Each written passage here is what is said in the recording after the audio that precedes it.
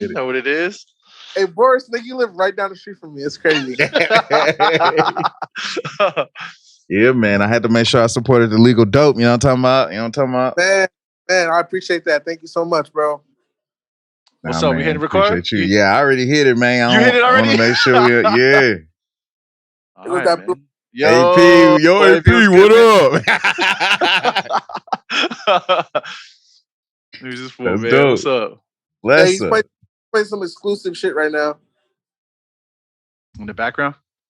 Yeah, some exclusive Konami Hami that he's playing right now. Yes, Oh, sir. shit. Yes, sir. I seen that video drop.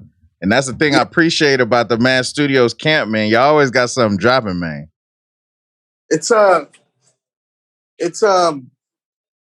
Transcend is the key word. It means to go beyond. Yo, AP, wake up. This my plus ultra flow. I had to push past my limits, let these niggas know. We have to, bro.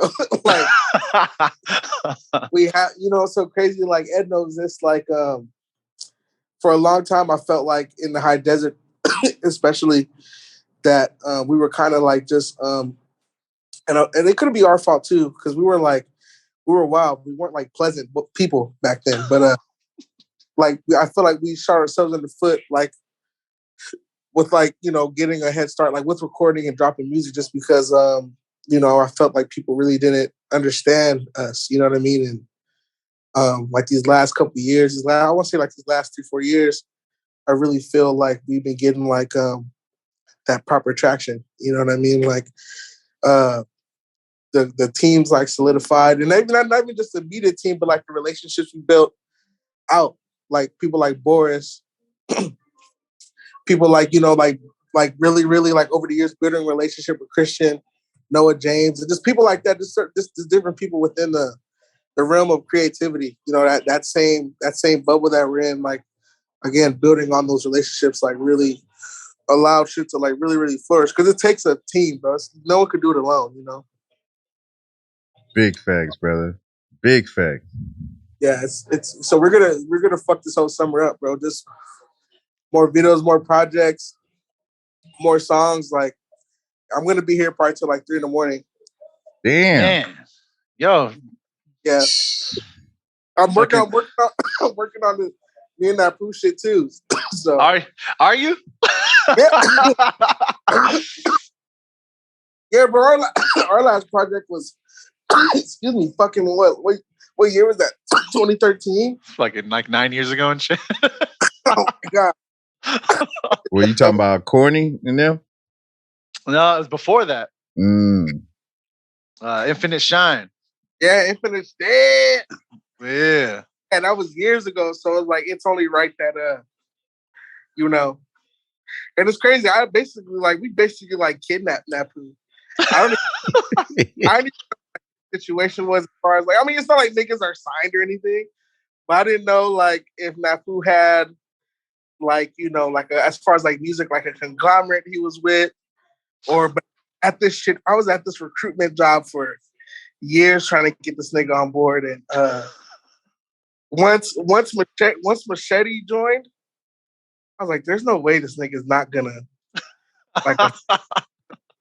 There's no way that this nigga's not gonna join what we have going on. And, like Machete's here, nigga. Like the fuck, exactly. Like, and even getting Machete was crazy because Joelle like wanted to fight us that night because she thought we were like we all walked up to Machete, and it was like a whole group of us walked up to. She thought we were like gonna fight this nigga. And we were just like, no, like he's like this most amazing thing we've ever seen. What the fuck? And I was like, yo, man, like I know who you are. Like I've heard of you and shit. Like, yo, we got, I like broke it down to him and shit. And while I'm doing this, the whole common ground is watching. Like everyone's standing around just watching us talk to Machete, and Machete's like, yeah, man. Like, oh. And then right after that, like real shit, like on the way up, I'm like, bro, like, there's no way this nigga Ed's gonna say no now. Like, there's no way. Like he b-boy dance with this nigga. There's no way he's like not this. You know what I mean? Like, there's no way. And then after a while, Ed said, "Fuck it, let's do it." And this is Nerds in Disguise. Yeah, this is just the whole conglomerate. You know what I mean? It's the honestly, it's whatever anyone wants it to be. Like if Napu wants to call the squad Napu, he can. It's just a whole bunch of us. Crazy, bro. Like seriously, bro, the name changes like every day. Like you could say Nerds in Disguise is like how it all came about because, you know, I mean, look at Ed's background. Like look at it. Like, and if you didn't know Ed and he was just walking like in a Macy's, no one would know he liked Naruto. You know what I'm saying? Like no one would, like they wouldn't. You know what I mean? But it's that's for hence like Nerds in Disguise. Like I know when I would walk around or whether go to the store, or whether go to the movies, wherever I'm at, the last thing people would think is that I watch anime and like I'm into like the geekiest shit possible. You know what I'm saying? So like we all like have that bond that unites us. You know what I'm saying? So again, like I was like, there's no way this nigga's not gonna join. And then when he joined, like, you know, like I was like, it's like I have an all-star team. Like this shit is fucking nuts. And I feel like I said, these last 3-4 years, I want to say that range, like that traction. Everyone's just cooking and we're trying to figure out like what to do next. We're like pretty close. It feels like some days like damn, we're right there. I know I'm just fucking talking, guys, but I'm high right now. Hey, I can dig it to the feathers, man. Bless up. Express yourself. I just recorded a song, bro. So I'm just super amped. You know what I mean? I'm super ready to get it, bro. Just and proud of everybody too. You know, Napu did his 40 days, 40 nights. That's not the first time he did that, which is crazy. So like this nigga has like insane stamina. His stamina's out of 95. Pause. He has 95 stamina. Oh, man, but yeah. I'm sorry, guys. I'm just spilling. I'm just talking. Nah, you this good, is what man. it is. This is how we end up doing it anyway. I got some questions I did have down, but nah, man. At the end of the day, question? What? yeah, man. Yeah, I got some. Oh no. Yeah, I got questions, but nah, man. Nah, it's a blessing, man. Cause let that shit be natural. You know what I'm talking about? And yeah, it was a pleasure. It was a pleasure meeting you that night too, boys. That was dope too. That was really dope. That was we cooked up. We did cook up. On the 15 freeway. We cooked up, man. and yeah, you're more than welcome here anytime too, bro. Just know that. For sure. It doesn't have to be here for you to come here. Yeah. Hey, I'm with it, man. I'm with it. You could come like out by yourself for sure. I'm with it, man. I'll bring some bud. You're more welcome. For real. Ain't nothing thing. Cause I always take a trip to go bless up anyway. You know, I'm just gonna take a trip over there. You know what I'm saying? Yeah. Pull up, man. Hey, what's your background? Fucking NASA. Oh shit. Oh yeah. Oh, so we both outer space. Yeah, exactly. Some more outer space shit. Okay. Yeah. But that's what I'm saying. We blessed up, you know what I'm saying? That's what I'm saying. We definitely got that in common. For real. Yeah, man. But nah, like I'm gonna get to some of my questions and shit. We'll spitball and do the whole thug thizzle. But like since we all in this music shit, and what I like to do is I like to be able to let you be fully expressed as the artist that you are.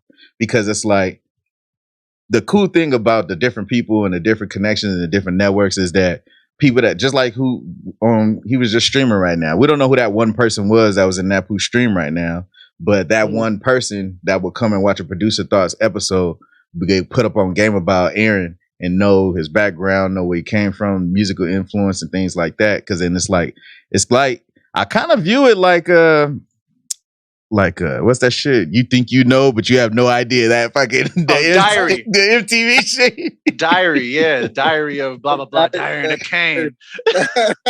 Diary. Yeah. Because if you look at your Spotify, like it has a full bio in there, but you won't be able to get this nitty gritty. Like the most they'll get from is to know your government name and things Yeah. like that.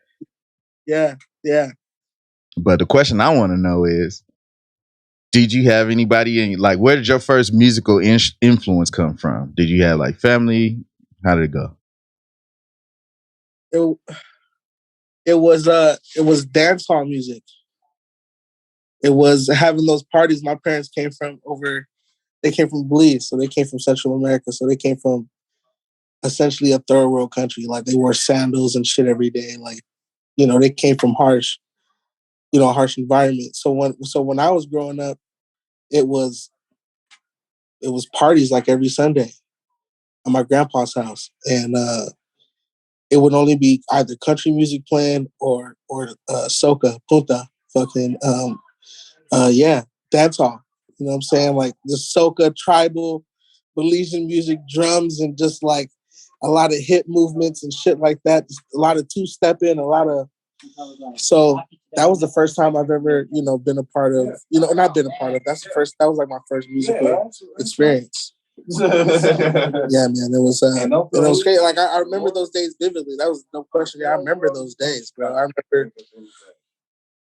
remember those fucking parties like they were yesterday, and just dancing with my aunt, dancing with my grandma, dancing with my like sister or whoever. You know what I mean? Like just dancing and fucking, and they're speaking a language I didn't know. You know what I mean? And it's made me like, I was just like, damn, like what the fuck am I, bro? This is crazy. This is crazy. And yeah, bro, that was the first time I really first musical experience. Yeah. Now, throughout those times, like you said, you was dancing with your aunt, dancing with your mom, grandmas and stuff. Did you ever take the time to like take the spotlight, like boom, it's all on air, and you just jump out there and get down, and everybody gonna cheer you on? Did you do something like that? Yeah, I think we all had those moments as kids. It's like, go Ed. Yeah. Yes, sir. Yeah.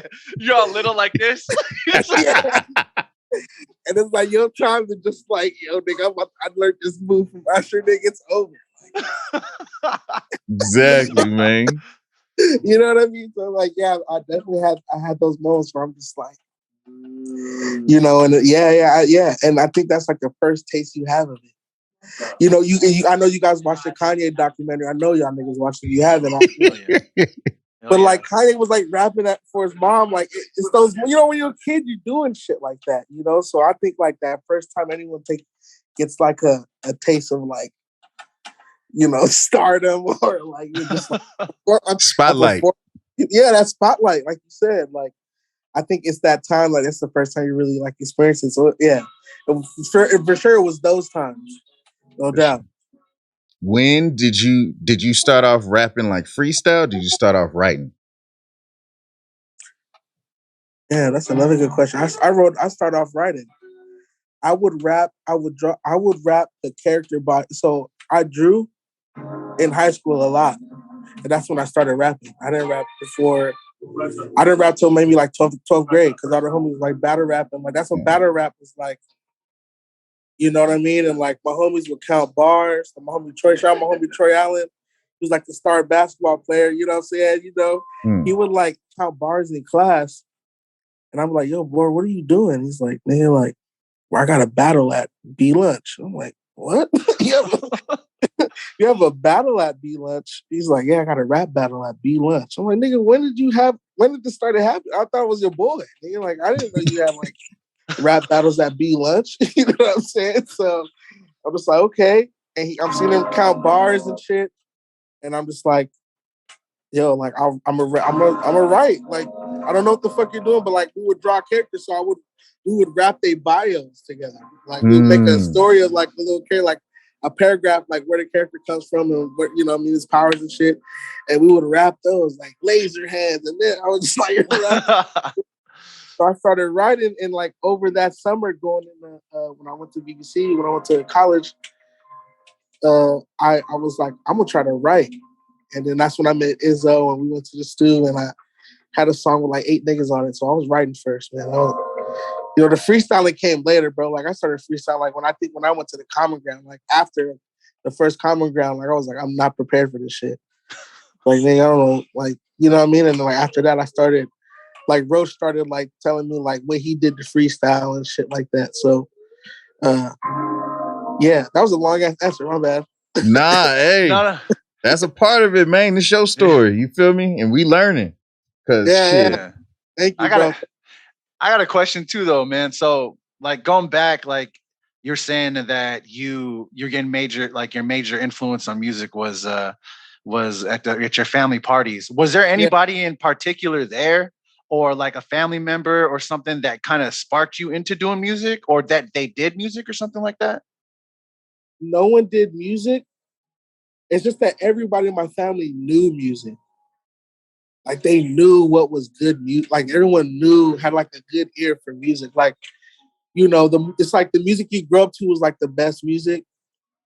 Yeah. And I think like, you know what I mean? I think like, again, like I heard country growing up too, because on Sunday when we went to go to church, we would have to watch it on TV because my mom was like really about that life. Like we gonna get church.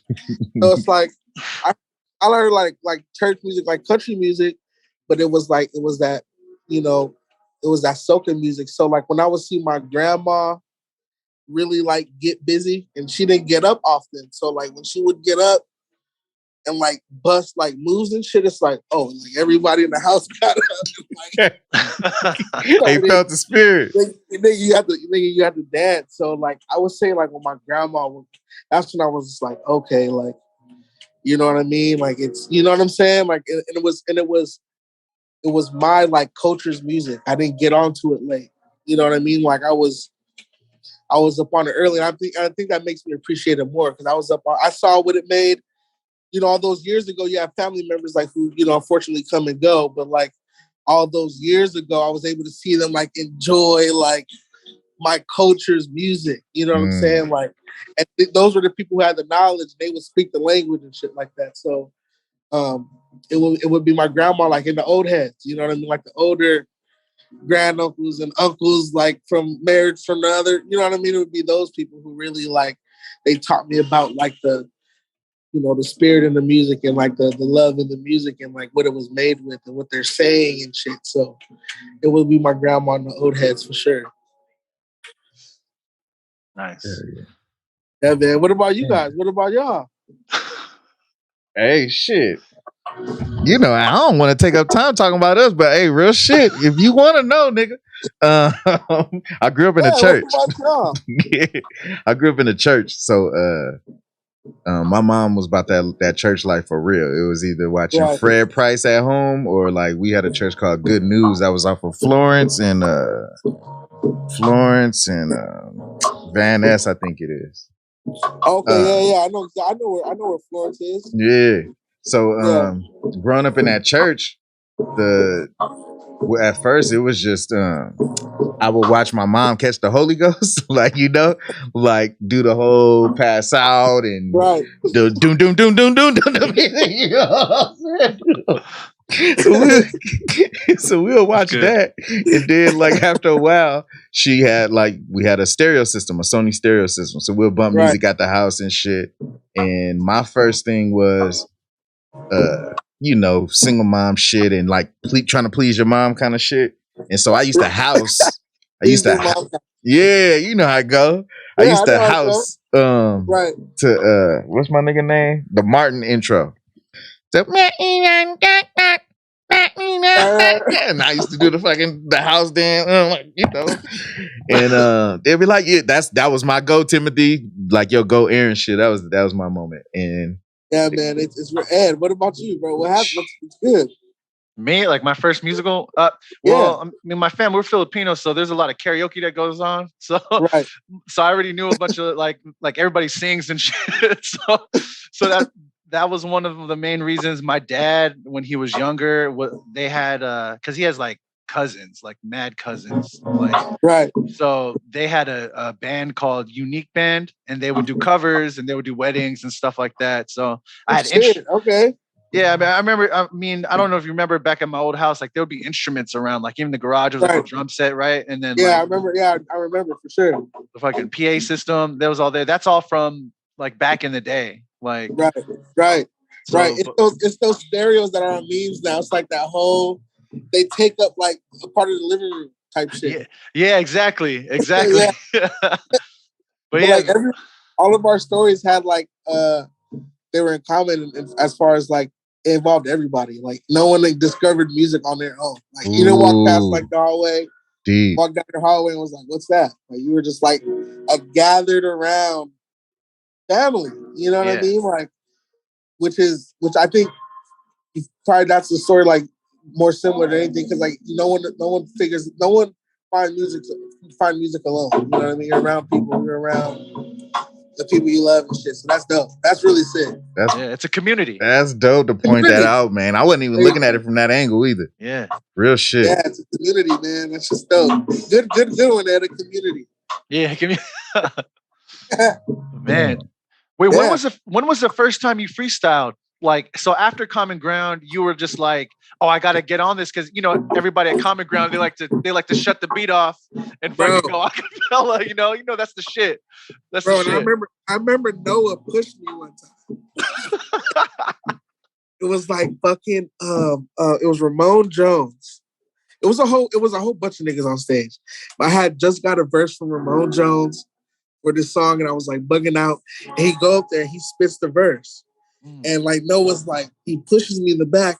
He's like, "Yeah, spit your verse." And I was like, I don't even know my shit right now. Like, I just was not ready. I just was not prepared. You see all these niggas go on. So it was that next one, that next Common Ground I freestyled. Like I spit a verse and then like I freestyled like the last 8. And it was like awesome, like, you know what I mean? It was whatever, you know what I mean? But it was whatever. You did it though. But I did it though, and after that, I would practice freestyling. Like I practiced freestyling more than I probably made songs.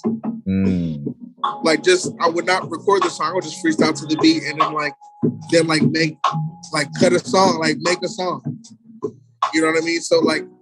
And I think what it was like the Common Ground, and then like I saw Roach win a fucking freestyle battle. And like he really ate this nigga. And like I was like, bro, like why don't you do that? Like nigga, you need to write like how you freestyle. Nigga, like what the fuck? He just ate this nigga with the whole thing. I was like, oh yeah, you really have to like. Again, I was still like fairly new to rap still. Like I didn't rap until like after high school. And like so, I'm pretty sure there's people who done the same thing like me, like rapping after high school. But there was more people rapping like when I was like 5th grade. There were niggas rapping. You know what I mean? Like real shit, bro. There were like niggas in 5th, 6th grade that were already rapping. It's like what, like. Niggas, that nigga, like, you know what I mean? You just sitting out there like fucking your desk in like 7th grade, 6th grade. This nigga's like writing raps in class already. So I was like, yeah, that's Machete, bro. Machete, bro, that's him. Bro. That's him, bro. So like, so all right, how you said that's Machete. It's like I don't want to like disappoint these niggas. These niggas like. They got years in the game. Like, like these are like OGs, nigga. You know what I'm saying? So like, I didn't want to disrespect those niggas. So I was like, yeah, I gotta get like the freestyle shit because these niggas just love the freestyle. On top of that too, so like a freestyle battle can happen at any given moment in time. It's like go, like nigga, you know what I mean? On site, gotta hold your own, bro. Gotta hold your own. So yeah, that was the first time. One of the first times. What's the time where you was in a group about to spit and you felt the most nervous? When I was in a group like about to freestyle? Whenever, out of your career, where you got in front of everybody and instead of just soaking in the moment, you realized how big the moment was and you looked out and was like, fuck. Like, that why? Yo, okay. The first DIY, bro. Like, what the fuck? I'm not even supposed to be up here. Like, you know what I mean? Niggas didn't even have like the song order correct. Like, so when he's yelling for Machete to like just do the whole show by itself. Hold up, put me up on game. What's DIY? DIY Fest. Bro, it was nuts. But I was nervous then, but like we fucking killed that shit. I think we were so fucking different, bro. Like it's a conversation probably for another day, but I think that's why we stand out so much, whether people want to believe it or not, man. But I think it's supposed to feel like this. We're on a come up, but DIY, bro, we killed that shit. I feel like I was like, man, we just fucking destroyed this fucking place, bro. Yeah. People losing their minds, dog. Like people were losing their minds. Like it was like fucking Machete would do a verse, and then it's like I'm spitting a verse from something else, and then Lil Jordan's coming and spitting some cool shit. Then Pat's coming in spitting some wild shit. And Izzy's beats and Ramos beats was like all this. I was like, yeah, they're not knowing what the fuck is going on right now, bro. Like with so much flavors, like boom bap trap shit, like when that shit was like at, like, you know, at its like height, like was either just one of the two. And we killed that shit, bro. DIY, I was like, fuck. This was crazy. Yeah. So context for Tim, DIY Fest was held at the Glass House in Pomona. Oh, okay. And, I've been in Glass House. Yeah, it was ran by Lisa and Noah, right? And then I don't know if it was just them, but I just remember them and some other cats. Yeah. Yeah, bro. That was it, man. That was it. We killed that shit. First DIY Fest, like, shit was dope. It's like there's a picture of us too that I got to frame it, man. I got to frame it. It was dope. It was dope. So that it's a trip that you said that was a moment where you felt that you were nervous and like you didn't think like, dang, I ain't even supposed to be up here. But then after killing it, was it that moment that said like, fuck, this shit is for me? Or was it a time before or after that where you like, this rap shit is for me? It was when I dropped this EP called Daddy Ortega, and it was a release party at the Commerce Run, and I got for free. Like no one listened, they didn't make me pay for that release party. No one asked me if I wanted to do a release party for that shit because it was that little traction it was getting. You know what I mean? And it's like, hell yes, bro. And that was like the show. Like I rehearsed for shows before, but like I made sure like, you know, everything was like on and it was dope. It was after that show I was like, oh fuck, I fucked this shit up. Yeah, bro. That shit was dope. That was like a live moment. That was like really dope. That was really dope. And like, you know, it's even doper when the homies come through and shit and everybody's like, you know what I mean, like gassing you. And there's other people in there who don't know you because it was a regular Common Ground night. So it was just it was the Common Grounders, bro. Like it was packed. You know what I'm saying? And fucked it up. Like shit was live, bro. That was live as fuck. What year did you release Daddy Ortega? I released, I want to say like 2018 or 2019. Something like that. I was dropping I dropped like 5 tapes that year, I think. Yeah, you were going off on that year. There was one year when I couldn't catch up. At one point, I was like, "Damn, bro! Like you had like 7 tapes out in like a month." Bro. I was like, "Yo, this is crazy." I started drawing again, and I got like a super anime fucking just like that's all I did, bro. It was like watch anime and like because I had like Chris. Yeah. So I really was just like chilling, you know, and figuring out how to get the studio. So I was just dropping shit, bro. Fuck it. That's how I feel right now. Hell yeah. I do love your pace on that, man, because like I think the Blue album is the like my first introduction to you. The Blue album was corny, all that. That's the one that's my introduction. And then like I seen you had the one with like the Jerry curl hair. What's that one called? Fuck, I'm just forgetting the names, bro. It's horrible. Man, Freddie Bridgewater I had the Jerry curl on that one too, and then I had a Jerry curl on damn, that one just came out recently. But what's it called? Finesse. Finesse. Yeah, the Finesse EP. The Finesse EP. That's horrible. I don't know it, huh? No, it's not. You drop too much. You drop a lot. You drop a lot. But the reason too why I drop so much is because like me and Pat were just talking about this the other day. The niggas who make me beats, bro, you gotta like I'm fucking so lucky, dog. Like my nigga on everything, like bro, these niggas like you niggas are crazy, bro. Like you niggas are like, and so it's more so like, yeah, I gotta drop, but like I have to rap on these beats. You know what I mean? Like niggas are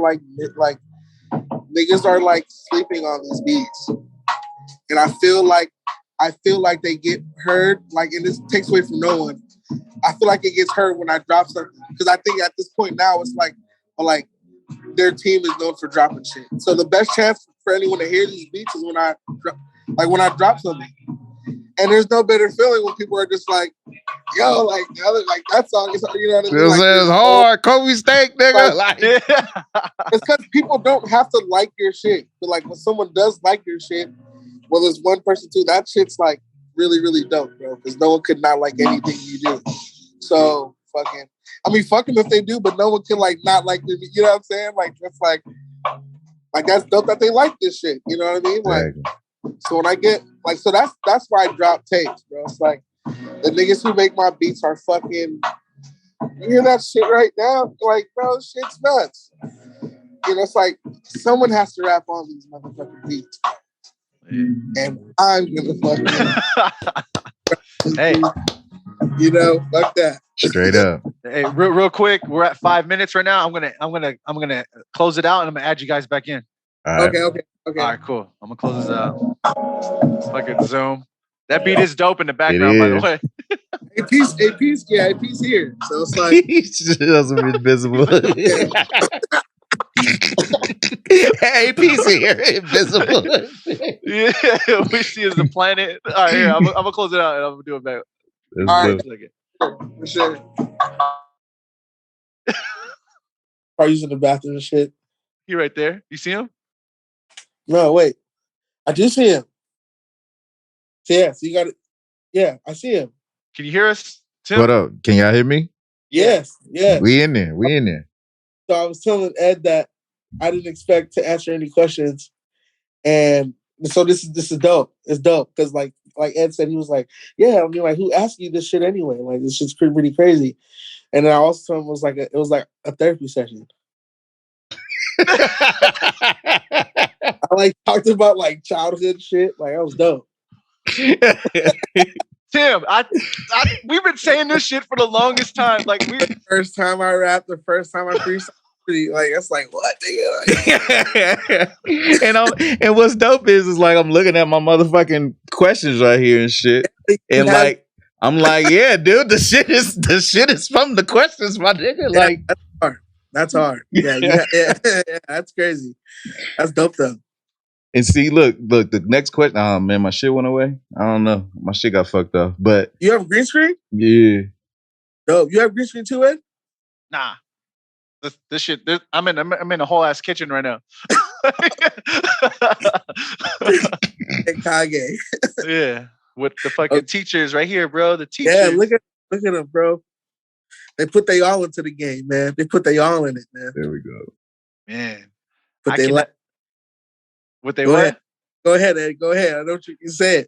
No, I'm just saying, like, these are the one, like, the baddest motherfuckers in the series, like series. I couldn't agree more.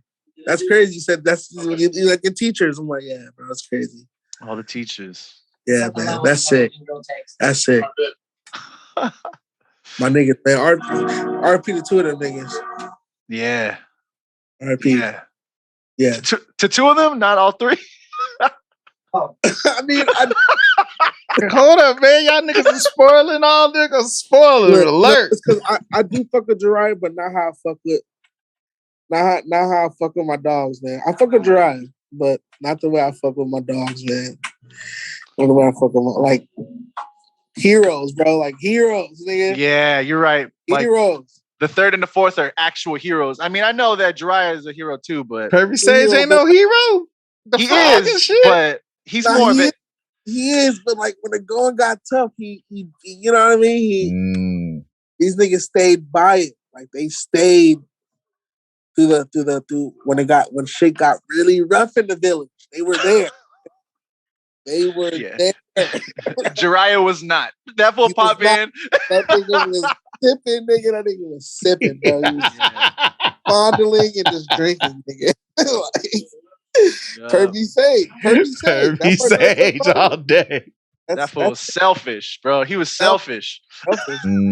Selfish. But you know, he stepped up at a crucial time. But those other two gentlemen are right there, man. They're the guys, man.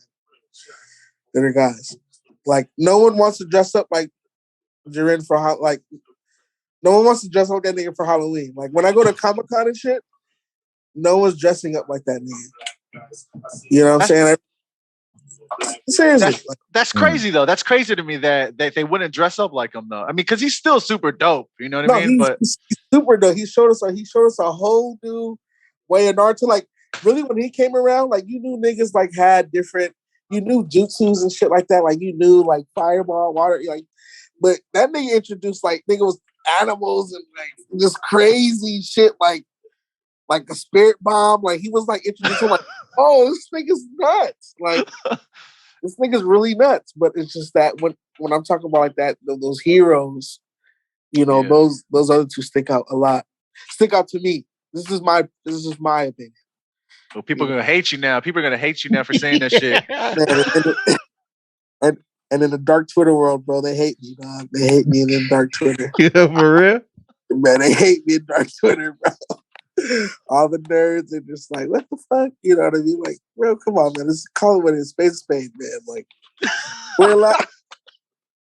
we're allowed to have opinions, man. Exactly. Come on, man. Hey. Seriously. Yeah, come on. I didn't want to ruin it for I didn't want to ruin it for Tim or nothing, like because he hasn't finished the whole shit. Like he's on the beginning, like not beginning, but I'm like on episode like 230 something on the first shit. Yeah. So got about 5,040 something. For real. Fucking the homie did send me a fucking website that shows you like which one's the fillers and shit, so you can skip them. But yeah. And what the thing with Naruto is you got to know those fillers, bro. If you don't know the fillers, you'll be sitting there wasting a whole Saturday just trying to, you know, getting sent on bunk ass missions from Tsunade. And it's like, dude, y'all like, could have sent somebody else, not these strong niggas.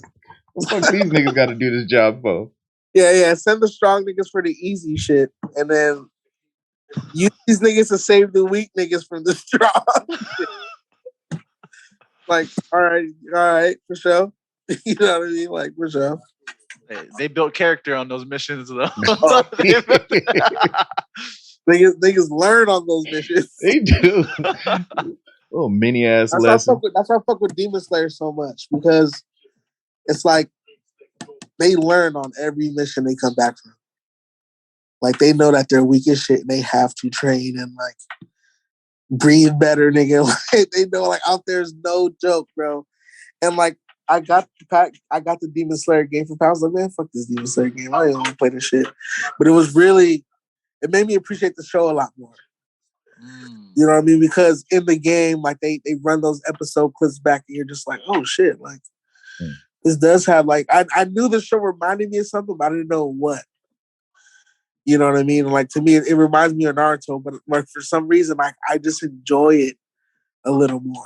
You know, for some reason, bro, like I enjoy like Demon Slayer just a little bit more than I probably ever enjoyed a couple a couple seasons of Naruto. Okay, yeah, I totally get that. I totally get that. There's been a couple seasons of Naruto that have been like oh, we didn't need this. You know, and I'm pretty sure those episodes are going to come from Demon Slayer, a new show. It can't always be glitz and glamour, but like the Demon Slayer, like these last two seasons, I was like, oh yeah. This is what we're on right now. This is like the evolution. You know what I mean? Like, Those are the best times for the shows, right? When they just like they get to that point to where they're just like they're fucking people up on some dope ass moves and shit. You're just like, oh my god, like I'm like, oh shit, like man, those are like the best moments. Those are the best moments. Seriously, bro. Like, no joke, bro. And I think that's why it has me like so stuck, because I feel like those moments are just happening a lot. You know, like those moments are just happening like really, really often. I'm just like, yo, man, this shit just has me like in a rut right now, bro. Like I'm tripping right now. Yeah, man. How many seasons are out on Demon Slayer? I just want to say 2. I want to say 2, because they just had the Mugen Train, which you can watch like in episodes or as a movie. Yeah. And then they just had that was it. And then they just had the second I think it's the second season, like the finale, which was I forgot what the saga was called. I'm not caught up, so like I gotta get the last season in, because I watched the movie. But So I'm sure you watched the movie, probably seen something of it. Pat like speaks Demon Slayer. He speaks the language, so he knows. I'm sure. You know what I mean? It's like the convents of something saga. Like I don't know, but it was like it was the shit, bro. Like it really took me by surprise, and like it's not saying much, like, but it's hard to impress me with this new anime shit. It's hard. I watch a lot more older animes than I do the new ones, because it's like, to me, they're not like, you know, they're missing something, you know, and I don't know what it is, but like they just shove that shit in your face and there's nothing to connect you like with it, you know. It's like I can't connect with these characters, like I don't, you know what I'm saying? Like I don't know, but Demon Slayer does something to where it's like, oh, okay, like this is like one of those new shows where I could tolerate that shit easy, you know, and it's an easy watch, you know what I mean? Like demons, swords, killed, like beautiful artwork, beautiful artwork, beautiful, bro. And I like, if I feel like my home and Troy told me this shit too. We were talking yesterday on Snapchat.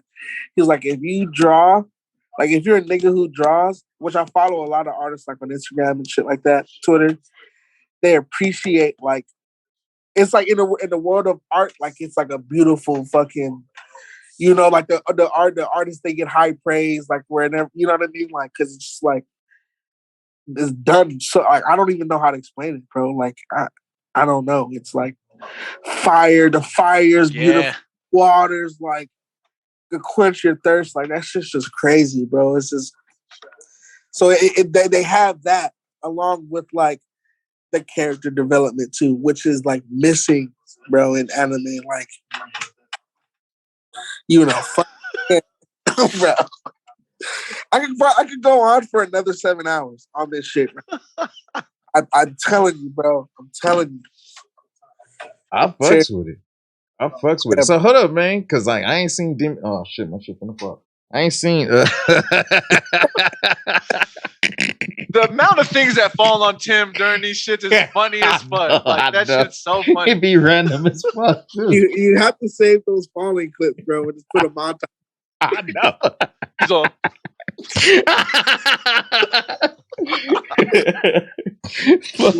have a segment. Just have a segment. Like take a small commercial break and watch me miss shit or shit falling. Bloopers. Yeah, fucking bloopers. So this new like Attack on Titan new. Oh, newer. Shit. Damn. Newer. Attack on Titan is like what, 4 seasons, 5 seasons? Yeah. They have like 2 video games. So like they've been out for a minute. You know what I mean? Like, but the newer seasons, yeah. You know, and that anime just took a turn that I just wasn't. That it just go as smooth with me, like, but I fuck with Attack on Titan because it led that like new regime. You know what I mean? Like, Attack on Titan was like dark as fuck. Yeah. Like one thing I know about the new animes, bro, is that they're really dark. Like, the Rise of the Shield Hero is another one that's like really dark. Like, I love that anime though. And then the other one is fuck, bro, it's killing me. But Pat and Nam introduced me to it. You talking about Berserk? No, Berserk. I've been watching Berserk. Oh, bro, I watched like Fifth of the North Star and shit. Like I know like shit like that. Like I remember when I first saw Ninja Scrolls, I was like, "Yo, this shit's fucking wild!" Like, bro, that's the very first anime that I've seen my whole life. Besides like Sailor Moon and Dragon Ball, and Ronin Warriors. But dude, Ninja Scroll was the very first anime that I seen. I saw little. What? I saw Ninja Scroll in Spanish. What? Ninja Scroll. So on like just regular TV, they have like channel 34 and like 42. Yeah. On Univision. The Spanish channels. That I saw like when I first saw Dragon Ball Z, it was called Dragon Ball Zeta. It was in Spanish. That's the first time. Oh, crazy. Bro, that was the first time I ever saw Dragon Ball Z. And the first episode of Dragon Ball Z I ever saw, Vegeta killed Zarbon. That was the first Dragon Ball Z I ever saw. And that shit was in Spanish. So Dragon Ball Zeta, nigga. I swear. Swear, bro. Swear. And I saw Ninja Scroll in Spanish. It's in Spanish, nigga. I promise you. Uncut? Like uncut? Uncut, nigga. Grabbing titties, sucking out titties and everything. Yeah, nigga. Uncut. Have you seen this movie, Tim? No. What the fuck? Ninja Scroll? It's on Hulu, bro. It's on Hulu right now. It's a dope ass movie. Besides sucking titties and shit like that and like fingering bitches while they're tied up. And besides all that. Sure. Yeah. Besides all the shit you love and enjoy the most, there's more shit that you'll enjoy. Like it's bro. It's on Hulu. Watch that. There's shit to watch, but try to watch the good shit. You know, like you don't want your time wasted with like just the don't watch like Sword Art Online and no shit like that. Oh, I'm sorry. I like that. I like Sword Art Online. I like that. No. I like that shit. Well, at least give me like the first two. Well, like the first season was dope, and then the Gun Gale Online was dope. That's it. I don't watch the new like Alicization shit. I don't watch that. I didn't. Yeah. Okay, the first season though, yeah. First season reminded me of like Hunter x Hunter and shit. Like it had that element to it. But like after that, it just turned into that fucking Sega Dreamcast game. I was not with that shit. You know what I'm saying? But again, my opinion don't mean shit. You might enjoy the fuck out of Sword Art Online. Like Ed, you know what I mean? So like Ed, this bitch ass like fuck you, man. You made that nigga bite his tongue on it too. He was like Sword Art Online. That nigga was like, oh shit, he talking about me. And it was unintentional. He ain't like you do. You're good. Because I would have felt the same way if he was like, yeah, man, you don't want to waste your time not watching good shit. He's like, don't waste your time watching Yu Yu Hakusho. And I was like, damn, nigga, that's my shit. That's my shit. Bro, I love nobody. I like I said, I don't mean any disrespect, bro. And Tim he might fuck with that though. He might fuck with it. But that's the beauty of anime though. It's like so many, and every nigga like has their like. No one's top 5 is the same. Mm-hmm. You know what I mean? Like no one's top 10 is the same. No one has the same best fighting scene. Like it's like anime is the shit. That's why I love it so much. I love the fuck. It's diverse as fuck. Hey, all right. So real quick then, top 3 for you. Top 3, just right off the bat: Dragon Ball Z, Rurouni Kenshin, and then my third one's tough. Dragon Ball Z, Rurouni Kenshin. Oh, I love a lot though. Look at his face.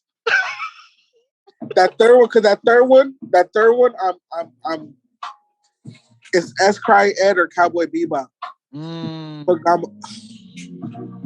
Okay, 4. You want to do 4? That'd be easier? Yeah, so 4 is S. Cry Ed and Cowboy Bebop. Okay. Yeah, S. Cry Ed, when I first saw the show S. Cry Ed, and like not a lot of people know about it. I haven't heard of this shit.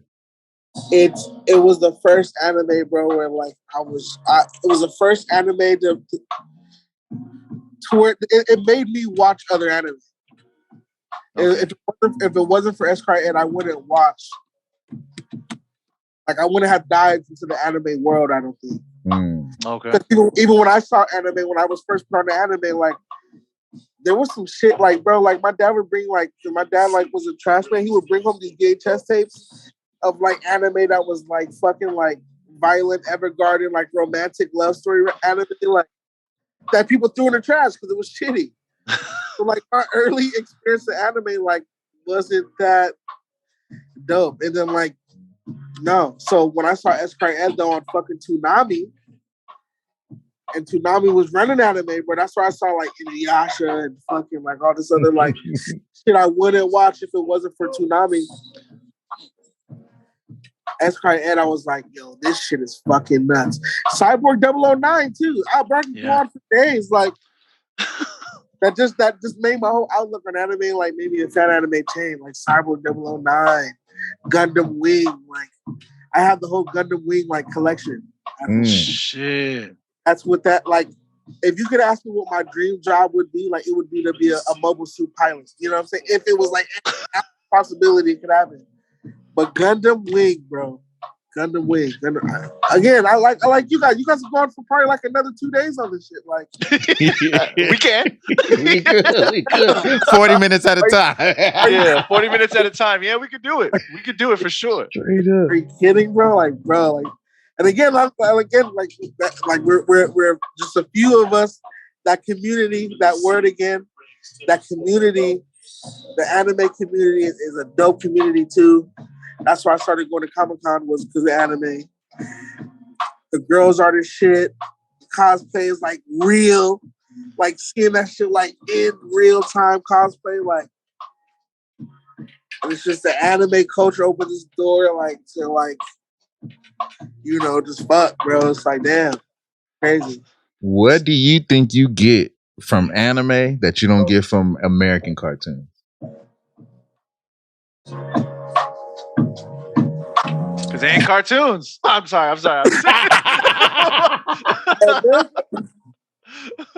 It's that. They were good once upon a time, bro. They were. Darkwing Duck, Tom and Jerry, like you could American cartoons ruled. Like those two shows are like a 60-year span, 30-year, 40-year span. But Tom and Jerry came out to when Darkwing Duck came out, and Gargoyles, and fucking all this other Ren and Stimpy, All Real Monsters. And I'm like, there was a time, and then it was like, you know, as we grown, the shows didn't grow.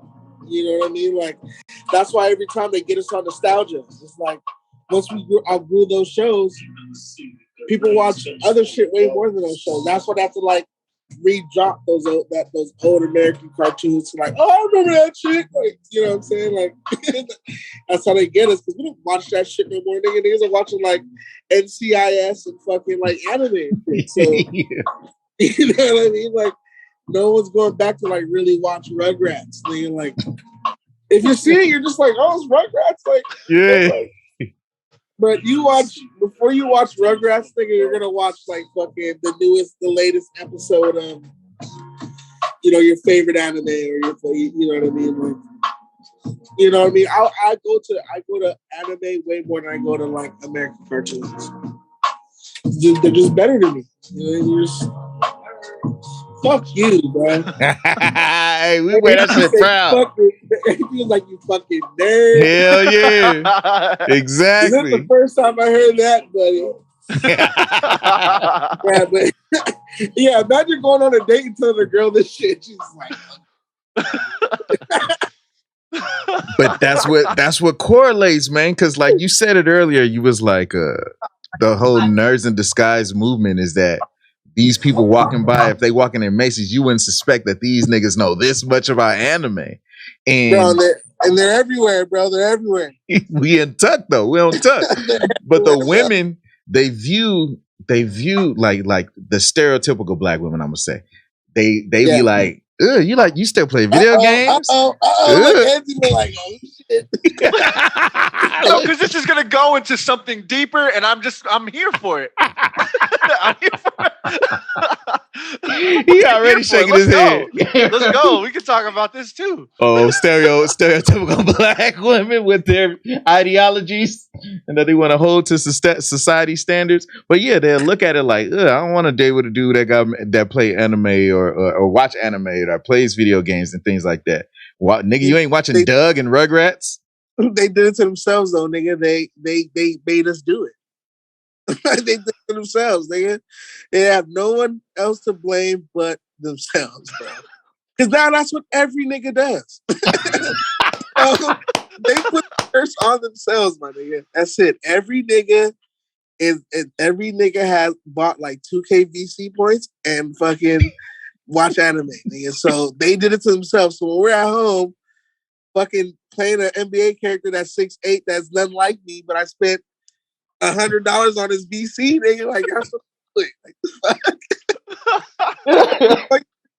like, you gotta be out of your mind to think I'm not gonna do shit like that. You gotta, that's just dope. Like, you know what I'm saying? Like, come on, let's be real. Like, come on, bro. That's what is they dope. did to themselves. No one else to blame but them.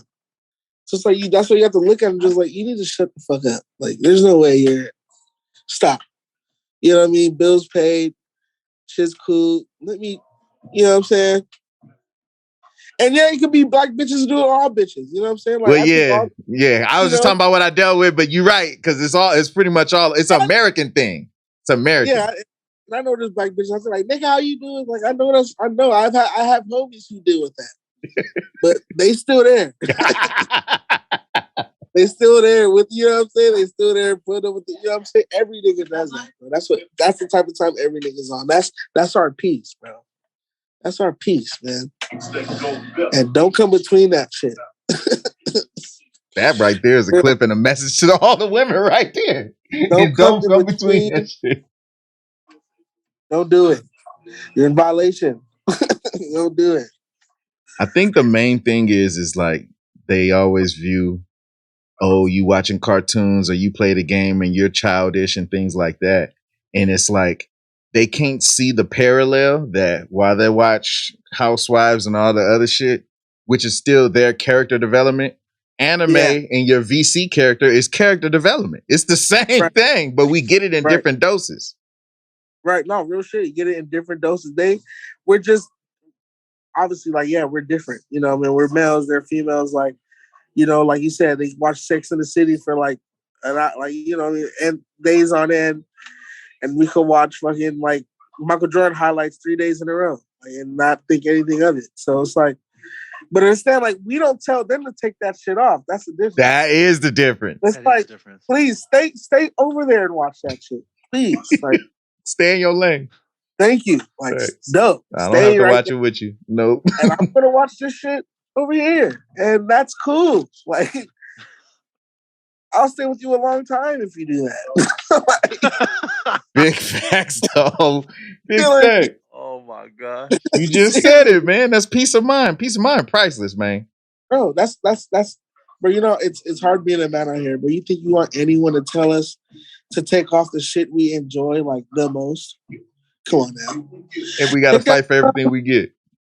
Yeah, take that shit off and watch this fucking E-Doc with me. Like, no. Nah, I'm cool. If I wanted, like, if you think that's childish, like, okay, I fucking invested in fucking crypto yesterday. Like, is that grown up enough for you? Like, the fuck? Because it involves money. Like, you know what I mean? Like, I invested in Tesla 2 hours ago. Okay. Are you happy? You know what I'm saying? Like, leave me the fuck alone. Like, shut the fuck up. Preach, man. Preach. Oh my gosh. So that leads me to this other question then, because the female perception on that, I feel is more of a society thing and they just spit what society says. But when you chose like rapping, like I know, at least in my household and other households I noticed, did you get family support for that shit? Or did they say, go get a regular job and that kind of shit? My mom. Look at Tim. My bad. Go ahead. Go ahead, bro. It was a painful time. No, I'm kidding. They didn't understand what the fuck I was talking about. You know what I mean? Like, it was crazy. And in church we had this thing called Kids of the Kingdom, and he performed on Sunday and sang and shit. And like I had a rap in that thing when I was little, and like somebody in church wrote it for me, and I just fucking rapped it and shit. You know what I'm saying? And that's probably all they thought of it.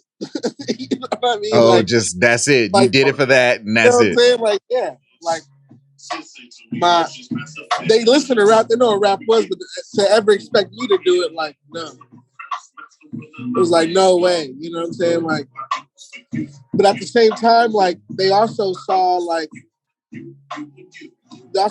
saw different, like, show clips, or, like, they've been out while someone's, like, told me, like, hey, bro, bumping fucking such and such. And they're just like, oh, shit, that's pretty cool.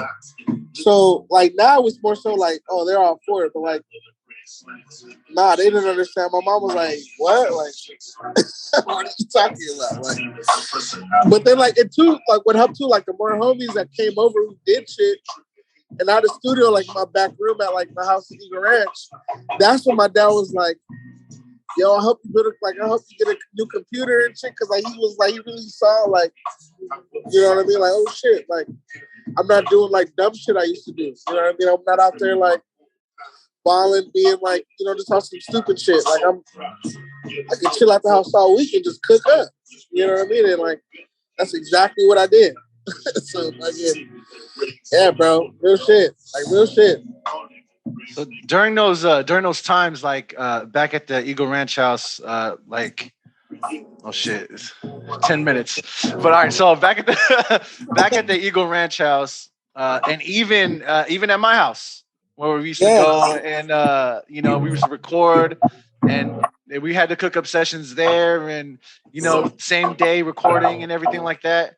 Like versus today, like what have you noticed about yourself that changed from back then to now, or vice versa? What has stayed the same?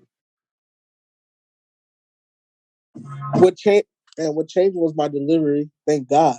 And then he said, "Thank God, God, bro." It sounded like fucking Bobby Boucher. We were just watching. What? It's just no. I just couldn't deliver it, bro. Like I couldn't.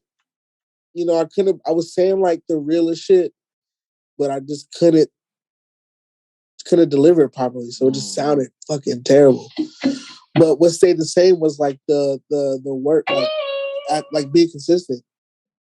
Like that's what stayed the same. You know what I mean? I think it stayed the same because the delivery was so trash. And I just wanted to get better at delivering the raps. You know what I mean? Like I think that's why I just kept on dropping shit because I feel like each project I'm just getting better. You know what I mean? It's yes, sir. Yes, sir. That's dope. Like I'm pretty like Ed. So you make a beat, you write a rap. Like each beat, each episode, each whatever, it gets better. You know what I'm saying? Like you improve on like.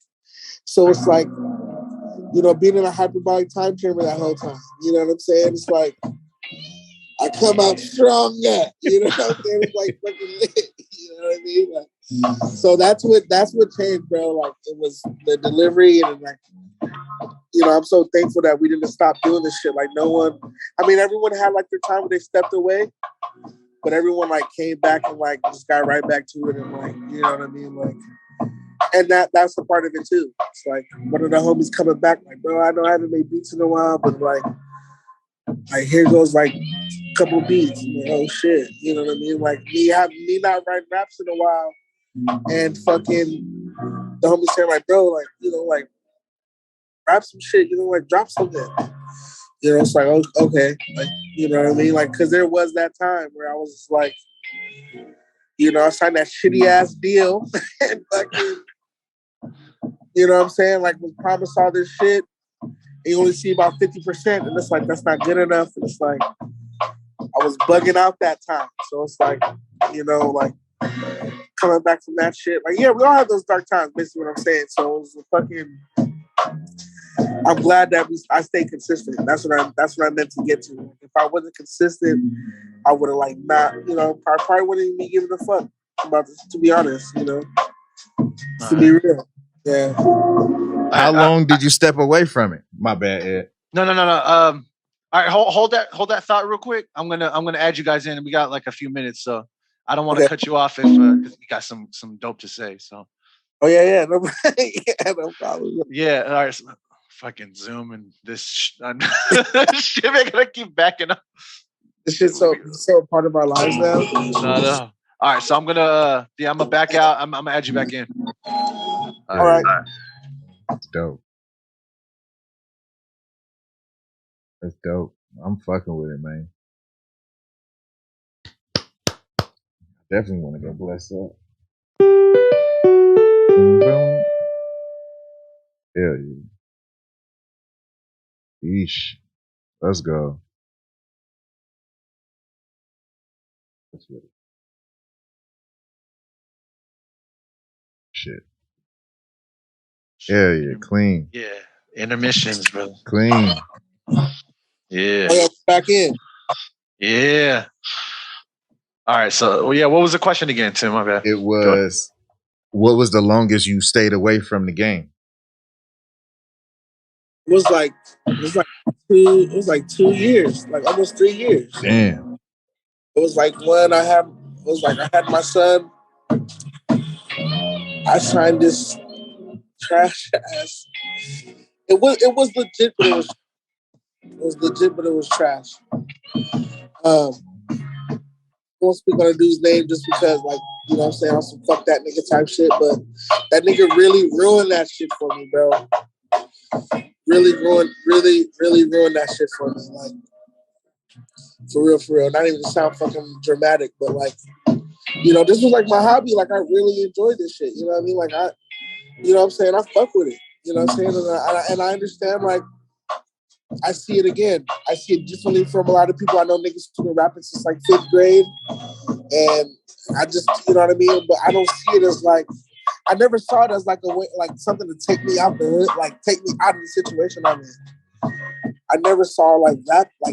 You know what I mean? I never, you know what I'm saying? If it does that, dope. Like, if it just so happens to be, but I'm not like naive to think like everyone becomes a fucking rapper, bro. Like, I enjoy rap, so I know everyone don't become a rapper. You know what I'm saying? Like, you know what I'm saying? Like, so I never saw it like that, but I know a lot of people do, and I know they don't fuck with me because of that. Because I might treat it off some like, but no, I fuck with it. I wouldn't like do a video if I did it, but, or certain shit like perform if I did it. But this dude really ruined it for me, bro. And like it got to a point where it was like, Owen, he owed me money. He only gave me some of it. And I just had my son. So it was on some like, you know what I'm saying? It was just like on some like, fuck this nigga time. I'm gonna go find this. Like just shit I didn't need to do at the time. And I didn't know that at that time too, I didn't know that what I did sign, you know, you don't read no papers. You know what I mean? All I saw was like some bread. He sent some bread. I'm like, oh God, yeah. You know what I mean? He sent some bread. Like he sent some more bread, but it was like at the same time you're pigeonholed, and like I saw like everyone around here like dropping tapes and shit. And it's like I can't drop nothing. You know what I mean? Because I can't drop. You know, I'm thinking all this shit like when the whole time if I knew what I knew now, I'm like, fuck this thing. You can't stop. You know what I mean? Like. But you're believing all the lawyer shit, you're believing all that other bullshit. So it's like, this nigga really ruined it for me. And as soon as everything fucking went, yeah, AP's getting busy. He's getting busy right now, bro. If I were to know what I know now, I was like, man, fuck this thing. I'm out of here. But after I got that mentality, I was like, I'm just gonna drop shit. You know what I mean? Like, I'm just gonna get back to it. So when you took that 2 to 3 year break, what got you back in the game was saying, hey, Aaron, you need to put some shit out. Like the homies, or was it an internal? Like, it was Pat Man. Yeah. He would be the one to say some shit to you, huh? Yeah. Like that sounds like him. Come on, man. He's a nigga who say shit to all of us. You know what I'm saying? Come on, bro. He gonna say, come on, man. Come on.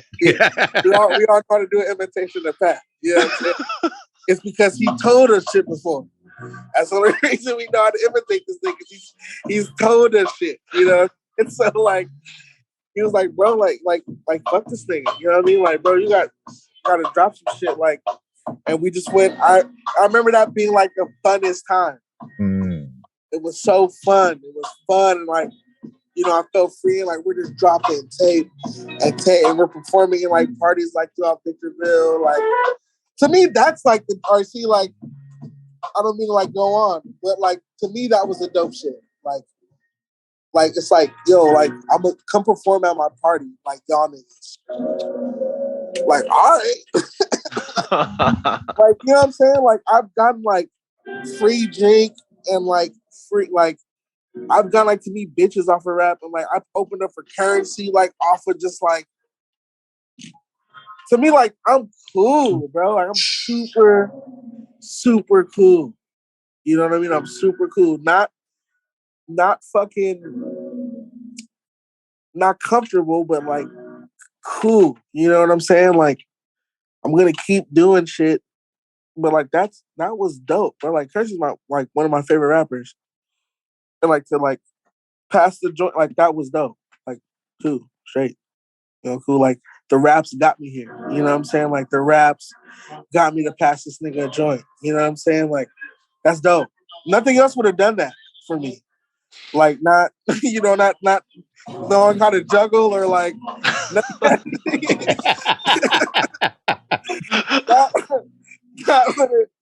That's how I got to meet this nigga like off the raps, off my homies' beats. Like that's ill, bro. Like that's really, really, really dope. You know what I mean? But again, I know there's niggas like, "Cain, that's all you want, nigga." Like, I'm not saying that.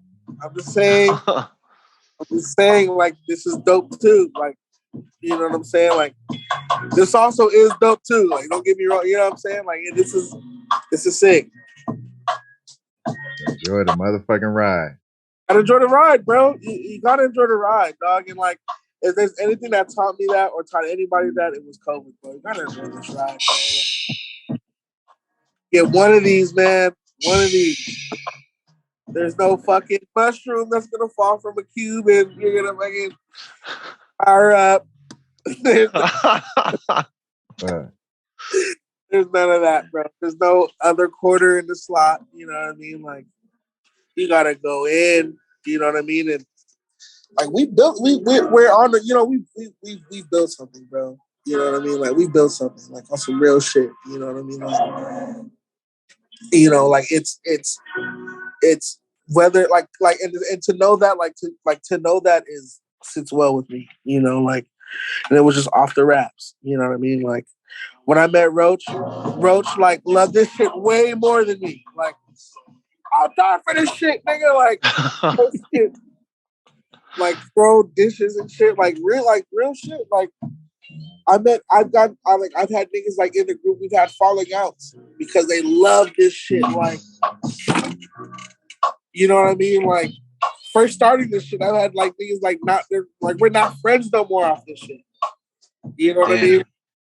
So it's like, but again, it's like they love this shit since they were like, man, they were young, you know, and like. And I loved other shit when I was, you know what I mean? Like, this was like, man, like my homies are doing it. Like, but I respect it though. I respect the craft. You know what I mean? Like, I know what, like over the years, like I've done my fucking training and honed in on my, like, I respect the craft of it too. You know what I mean? Like, so it's, like, yeah, bro, I'm rambling again. But, yeah. Hey, don't worry about it.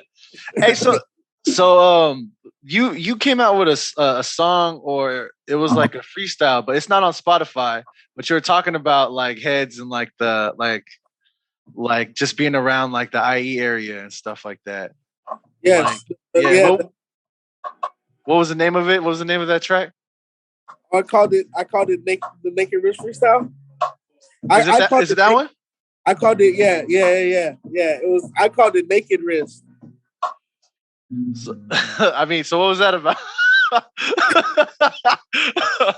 Like Naked Wrist, all that fake ass flaunting, bro. All that, man. This is something I could go on about this shit for hours too, bro. But I said something in the fucking I said something in the podcast, and Noah James repeated it on the podcast. Like I said something to him and Lisa, and they said it in a podcast. He was like, "Yo, what the hell did Aaron say?" He was like, when the Common Ground closed, like, you know, fucking. So I told him that I was like, because Noah was saying how he was proud of us for like, you know, like just doing what we do, and making a way for ourselves. You know, like taking what we learned or what they were doing down there, we just brought it up here. You know what I mean? Like, and I said, like, yo, man, like, it's gonna be a lot of niggas who we're gonna see. I was like, we're gonna see what niggas are really gonna be doing shit still. You know what I'm saying? Like, some years from now, when the Common Ground, like, we're gonna see, because Noah can't book your shows no more. Lisa's not booking you no more. Or, you know, let's see what's good. Like, and they didn't like it.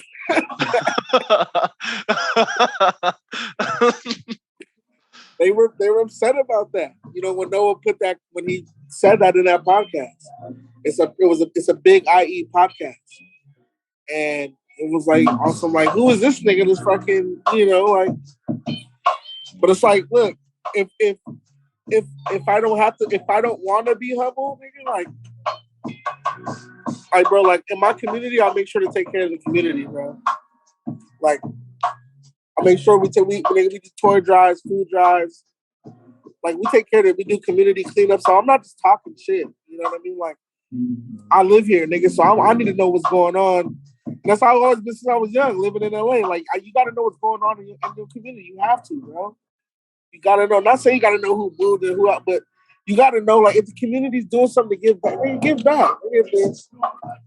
If you could try, but you know what I mean? And I don't mean like you gotta have a whole fucking like toy drive, but I mean, if you know a kid that go to your son's school who don't got shit, get a nigga basketball. You know what I'm saying? Like, but that's how I grew up though. That's how I always grew up. You know what I'm saying? Like, again, we went to church. So at my church we did shit like that. So again, to go back to that, they're upset because, like, again too, if the shoe fits, like, yeah, exactly. You know, Hit dogs holler. Right, you guys felt the way because it's true. Like, I don't see you niggas doing anything. The nights we be at Common Ground, like once I started going there a lot, and like I'm meeting people and they're telling me they're gonna be, I'm gonna see them on this channel, and I'm gonna see, you know what I'm saying? Like, nothing wrong with nobody dreaming. I'm talking about how you come off. Like, don't come off like a dick. You know what I'm saying? Like, don't come off like a fucking, you know what I'm saying? Like, we all striving for something, bro. Don't come off like, you know what I'm saying? And I was addressing that again if the shoe fits, because it's like, again, nobody's gonna do nothing. You know what I mean? Because to get mad at me, like, you gotta be mad at yourself first. You know what I'm saying? Like, nigga, like, take a look at yourself first. You know what I'm saying? Like, don't get mad at me. Nigga, don't shoot the mess at me. You know what I'm saying? Like, this, it is what it is. Could you say the same thing about me? Yeah, you could. I mean, shit, nigga. Like, I'm not.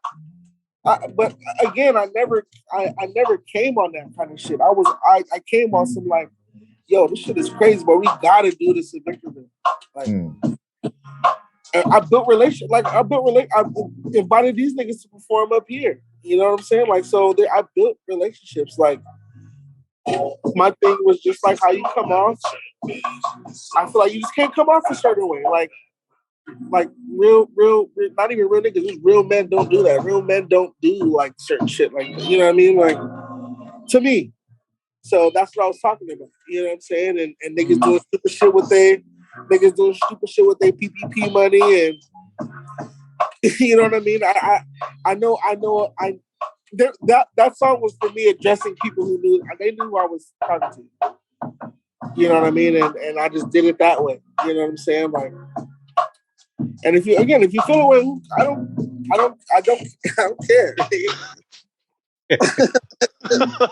That nigga said that's a you problem. And I know who cares. Like, I've been told, like, they like, yo, I wasn't feeling that. Like, all right, well, you have to do a lot to get me to give a shit. You know what I'm saying? Like, I don't care. You know what I'm saying? No, man. Charge it to the game, nigga. Shit. And that's how you know the shit hit a nerve that was truth to it, because all it was just you was just testing their work ethic. You said, all right, this shit finna go away and niggas ain't finna have this handicap. So let's see what happens when everybody got to get out there and fight their weight and pull their own. And that's all it was, bro. And like I've been asked, I haven't done a show in like maybe like 2 years. Maybe. And it is not for show because I didn't. It's not for sure because I didn't want to do a show. But like, bro, how many times am I supposed to do these shows for free? Again, like, how many times, like, okay, like the most money I got off the show was like when I performed for Currency, open for Mace, and like doing shit like that with like Fredo and shit, opening up for a bigger artist. When I opened up for Wiz, I got like paid. I had to sell tickets to do it, but I got paid, bro. Like I got paid like after too. You know what I'm saying? Like, how many times do these shows for free, bro? Like, how many times? Like, you gotta start like holding. You know what I mean? You gotta start holding everybody. You're holding yourself accountable, and holding everybody else accountable at the same time. It's like I'm making my way. I got my own merch. I got my own this. I got my own that. Like you know what I'm saying? Like you gotta look at it this way. If a label came to sign me right now, we're the kind of people that they would like, you know, want to sign because I got my own fucking thing. Everything is all set up. They just gotta plug you into the algorithm. They like, hold on, you got your own production team? You can shoot your own video? You got the merch to drop? Like everyone I look up to that raps or does music, like the people I hold like at a high standard, they all have a discography. You know what I'm saying? Like, so if there's anything to bank anything on with music, it's to make the most music. Like, I don't know. You know what I'm saying? I don't know if the other shit is gonna work. All like the pretty shit. I don't know if that shit's paying like for like editorial placements. Like, I've seen so many people do that and it not do anything.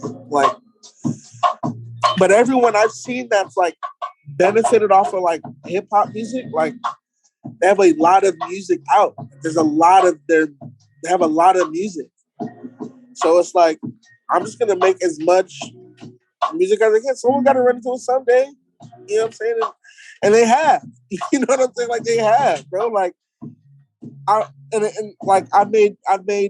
made tapes that's like I you can see where your music is being played. And it's like they might play a EP of mine or album of mine because like it might have like anime artwork or like the song is named after a fucking anime cartoon or after a book or a cool movie or Eddie shit. Jones, nigga. Yeah, bro. It's like only certain like niggas are gonna sit there and be like, yo, bro, I have to beat this out. And then like if I'm talking and in the raps, I'm talking about Team Jordan. So everyone know like, yo, like and you know what I'm saying? And like that's what happened. Like, yo, Kane, like I had those Team Jordans, my nigga. Niggas knew what I was talking about. You know what I'm saying? Niggas knew exactly what I was talking about. And like that would only happen if I rap that verse and I have to make that song. You know what I'm saying? And so you gotta put it out. You gotta put that shit out, bro. Like it's the only thing I've ever seen work in music. Only thing. Like, you know what I'm saying? Like that's the only thing I've seen work, bro. Real shit. It's putting the music out. You know what I mean? Like, so I'm gonna just keep doing that shit. Fuck it. You know what I mean? Like, fuck that shit. When like I said, because I was in Vegas at the time, and that was when I was making mixes and shit.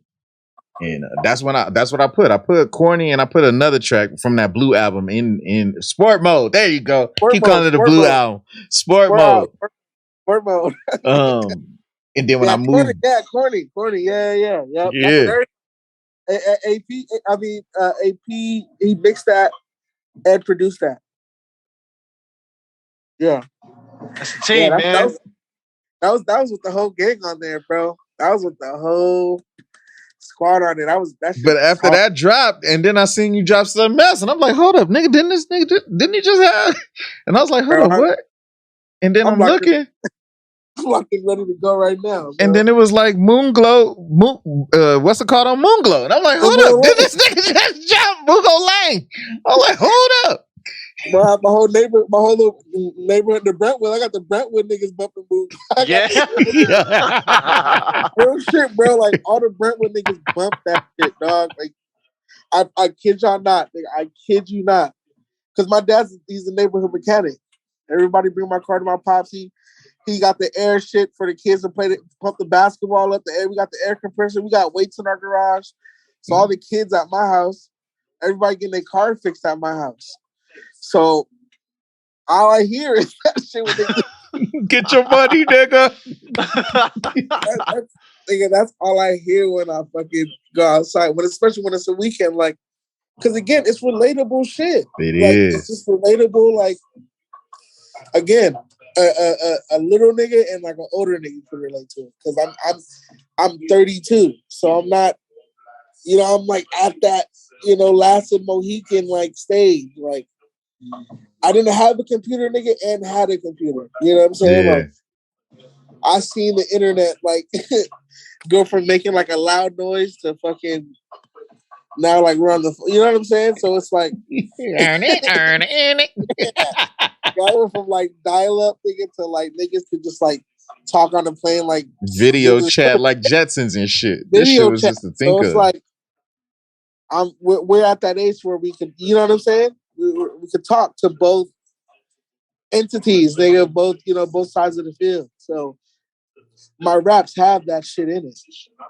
You know what I mean? Anime references, fucking all kinds of shit that people fuck with. You know what I'm saying? Like when we went to Comic-Con and it was when we went to Comic-Con, we went to WonderCon, bro, in Anaheim, and there were like a few niggas who knew. Like we posted that we were gonna be at WonderCon. We wore Mad Studio t-shirts, and there were a few niggas who knew, bro. Like again, from opening up at those shows, like at opening up in Santa Ana, doing all those DIY fests we did, because we ended up doing like 4 DIYs. And the shows just putting out music. Like your music hits, bro. You don't know who listens to it though. Like you now you do, but like, you know what I mean? Like people just end up running into it. And if you got a lot of it, they're gonna run into it even more.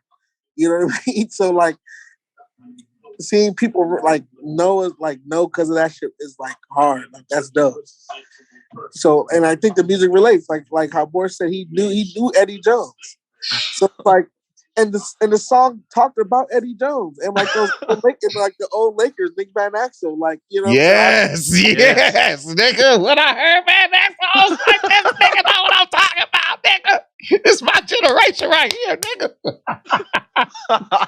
Real shit. It just put me all in the nostalgia mode. It was dope, bro. Bars. So it was. Shit, bro, yeah, all that shit's in the raps. Nigga, like, you know what I mean? So like, niggas fuck with it. It's dope, bro. It's dope. We talked about it on one of the episodes in the podcast last season, and I remember I was like, yeah, nigga, I was bumping it. I bumped it over the weekend while I was working. And then Ed was like, I forgot which track it was. Not Eddie Jones, but the other one. And he's like, it's the do. He's like, that's a classic IE beat. That's IE all the way. What you remember saying that, Ed? Yeah, I don't remember which one it was though. Shoot. It was off fuck. It's just one of those ones. You got so much music, bro. It was on that. It was on that same album though. Like I don't even know my shit. So like I'm not expecting. Yeah, I don't even know. I don't even know my shit, bro. That's it was terrible. On that same album though. But nah, dude. The person I like in YouTube, and it's so funny that you already opened for him. And but real shit, man, that's what I compare you to is Currency. When I was seeing album after album after album, I'm like, nigga, this ain't just a single. I'm like, it's sport mode, nigga. Hold up, nigga, multiple track. I'm like Mungo Lane, and then it was like everything legal with the and I'm like, hold up, nigga. It's like that's crazy. Sport mode is like my favorite joint.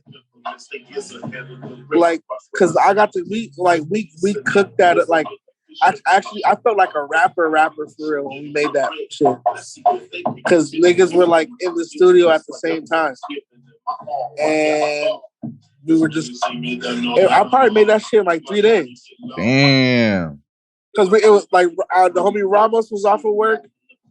The homie Izzy like had like 2 days off. Like niggas were here like on Saturday and Sunday, like all day, all night.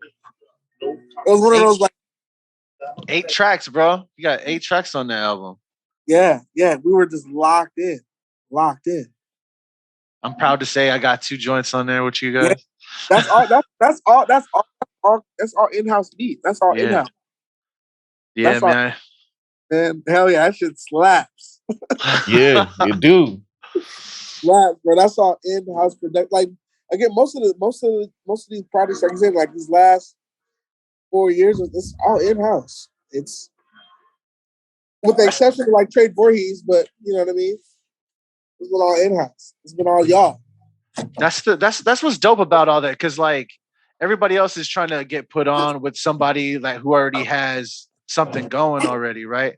Like, oh, I need to get with this person, but then they forget to build with the people around them. I mean, we've been around each other for a long time, you know what I mean? And look now we are all progressing at the same time, and we're getting right there. Shit's fucking shaking up here. The shit's about to like pop. Yeah, man, you know what's crazy about it, bro? Like is when you hear it, like when you hear the song done, and you're just like, yo, niggas like niggas went like, you know what I mean? Not even with the production and the raps, and when it all comes together, bro, like that shit is like epic as fuck. And again, you get that feedback. You know what I mean? Like, and it's not even to feed your ego. It's just like, again, like it's different for different people. You know what I'm saying? Like for me. I'm just only speaking for me.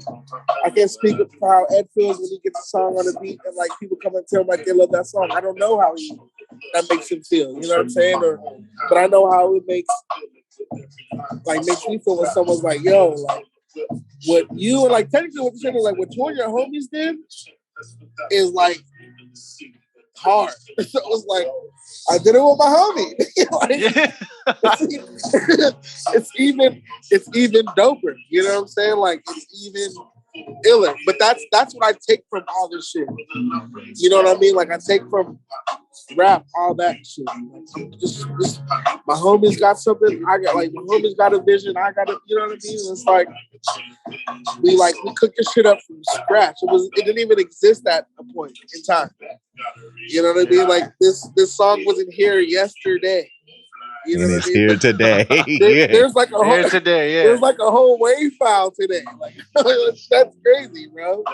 So what's the all right, so out of all your music, what's the song that stands out to most people that you get the most feedback from? That I've gotten the most feedback from. Well, not just feedback, but like people are just like, hey, yo, like this song. Oh, Kobe Steak? Yeah. Morning prayer. Yeah. That's crazy. It's fucking crazy. Let's go. Yeah, bro. Yeah, hey, bro. man. That was the Let's most. Go. That was the most downloaded song I've ever had. Yeah. Shoot, that's dope. Kobe Steak. Kobe Steak was the most downloaded song. The most watched video I've ever had was Morning Prayer. Kobe Steak was the most downloaded song I've ever had. And that was the one, and I'm gonna say it too, bro. Like that was the one. You get those Snapchats. Oh yeah. I'm listening. I'm listening to it. Like, you know what I mean? Like you get those snaps. Like it's Friday, Saturday. People are like riding out to it, dude. And like I repost all like the shares I get. Like, because it's dope. I get like a few shares, like people jamming. You know what I mean? But like. You get those tags on Instagram where you get those Snapchats where it's like, like oh man, that's awesome. I'm riding, like a girl's putting her makeup onto it and shit. Like that's like ill. That's so dope. That's so dope. And that's like one of my favorite joints like ever. Yeah. It was, bro. I remember the night I recorded that, bro, and it was like I didn't have to write nothing. Like I didn't have to write nothing down. Like. Man, I think the hook, that was it. I was hooking. I brought Yessie in the next day to fucking sing on it. Shit. I was like, yeah, this is a banger. You know what's so crazy about divine timing, man, is that we was filming these shits every week. So I remember when Ed made that beat. And I'm like, oh, that's your Kanye beat. I was like, shit. I'm like, that's your Kanye. And then drums.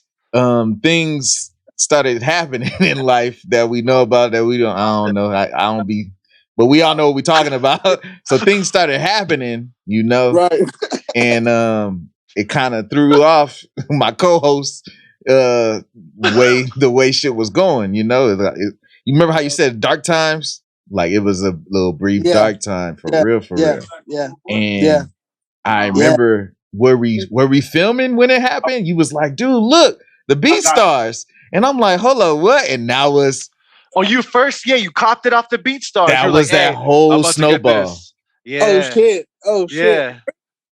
Cause you were just like, hey, I'm gonna go on your BeatStars. I was like, okay, cool. Like, that's fine. Oh yeah. And I went and I was like, because I was just bumping shit in here for like, I was here for a few days, and I knew I wanted to make a tape, and like it kicked it off. it kicked it right off, and it revived them. What you talking about? You didn't know how that moment, because my brother over here, man, he was over here going through, and like, you know, when you look at it like, man, I don't know, and all, like, you know what I mean? And I ain't sold no tracks off BeatStars, and then boop, what? Hold on, what? Hold on, what? Nigga, it came in at the craziest time, homie. So I copped. I was like, man, I'm about to make a tape, and then like, just to hold me some bread. I got it, like, and it kicked. Thank you, bro. It kicked. Like, it's the most downloaded song I've ever had. Like the most downloaded song I ever had. I like before then was like, I think it was like Mood Music with Konami. Yeah, hard song too. So I was like, oh shit. I was like, oh shit. Yeah, oh shit. This shit. And like, you know, you guys talked about like, does family listen to your music, or like, how did your family feel when they, like, my cousin in New York, she's a chef. Her name is Christina. They get to play like music in this restaurant in New York. I don't know the name, but I don't know if it's called 48 or something. The restaurant is named the name of the street though. That's the name of the restaurant. And she played that song because she said it fits the vibe of like the restaurant in New York, and like that was like requested by like the regulars like all the time. Yeah, no, seriously, like I kid you not, bro. I kid you not. Like I might post a video of her, like, cause she sent me like Instagram videos of her like recording herself in the restaurant like while the song's on, and like there's people drinking wine and like dancing and shit like that. Like, yeah. She like that was like a regular. I was like a regular. Like the cooks, like the cooks like requested it like all the fucking time. Damn. The people yeah, bro. Yeah, man. Kobe Steak, bro. That's the right. It just happened to me. The song, like, what happened to Kobe Steak just happened to me. Like, what I rapped about just happened to me. So it was fresh. And I was here till like, again, it was one of those nights I was here till like 2, 3 in the morning. Might have been there later. And it had just was fresh on my mind. And I don't have like it's not structured that far. So knocked it right out, bro. It didn't take long at all. Like real shit, it didn't take long at all. It was meant to be, man. Damn. I would have never known. Yeah, bro. Kobe Steak.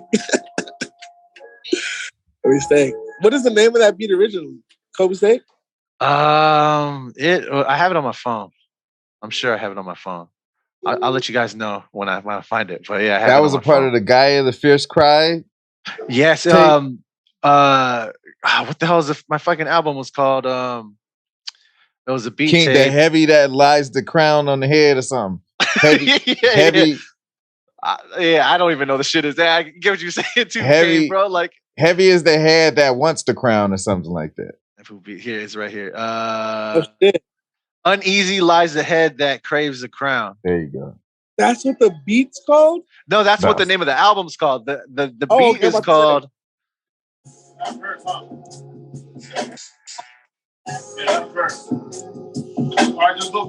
We're still at it. We're still at it. Before that? Yeah, we're still at it. That's full circle. Look at how that came full circle. We're still at it. We're still at it. Oh, that's crazy. You know you want me stopped it. What's the word? Yeah. Yeah, bro. And having Yessie sing on that shit, I think that's why I did so well with Whip, like with the bitches. Like Sorry, like that's why I think it went so well with them, bro. No, I get what you're saying. Yeah, it's fine. Yeah, it went well with them because like they were able to like ride out with their homegirls, put their makeup on, and the niggas were able to ride out. It was just as hip hop to like ride out with too. Like it reminded me like real shit. Like when I told my brother, because like Jordan is who I like tell before I make a song. I tell him like what the song is gonna be about, all that shit. That's like my confidant. Yeah. Like I was like, bro, like if Pharrell gave like Hove like a beat, like you know, because Hove had like changed clothes, and he also was on that Pharrell dream where like was on front. Excuse me, so miss. I was like, yo, this is making me feel like fronting or like change clothes type shit. And like my brother was like, bro, he was like, I gotta listen to it, and my wife gotta listen to it. And I was like, bet. And I had just went through like some some shit. It's like, you want me stopping, what's the word? That was like the only thing I really had to write down. Like, you know what I mean? But everything else, like the verses, I just went through it. So it was just like at the top of my head. So I just punched in. Okay. Off top, just punched in, like, you know what I'm saying? And I was like, it had to take like fucking like 30 minutes, dog, like maybe. And then I was like, Yessie, yo, like, I need you to sing like on this shit for me. Like, she's like, yeah. She pulled it the next day. You know what I mean? Like singers do they singer shit. So there might be like 4 more versions of that shit.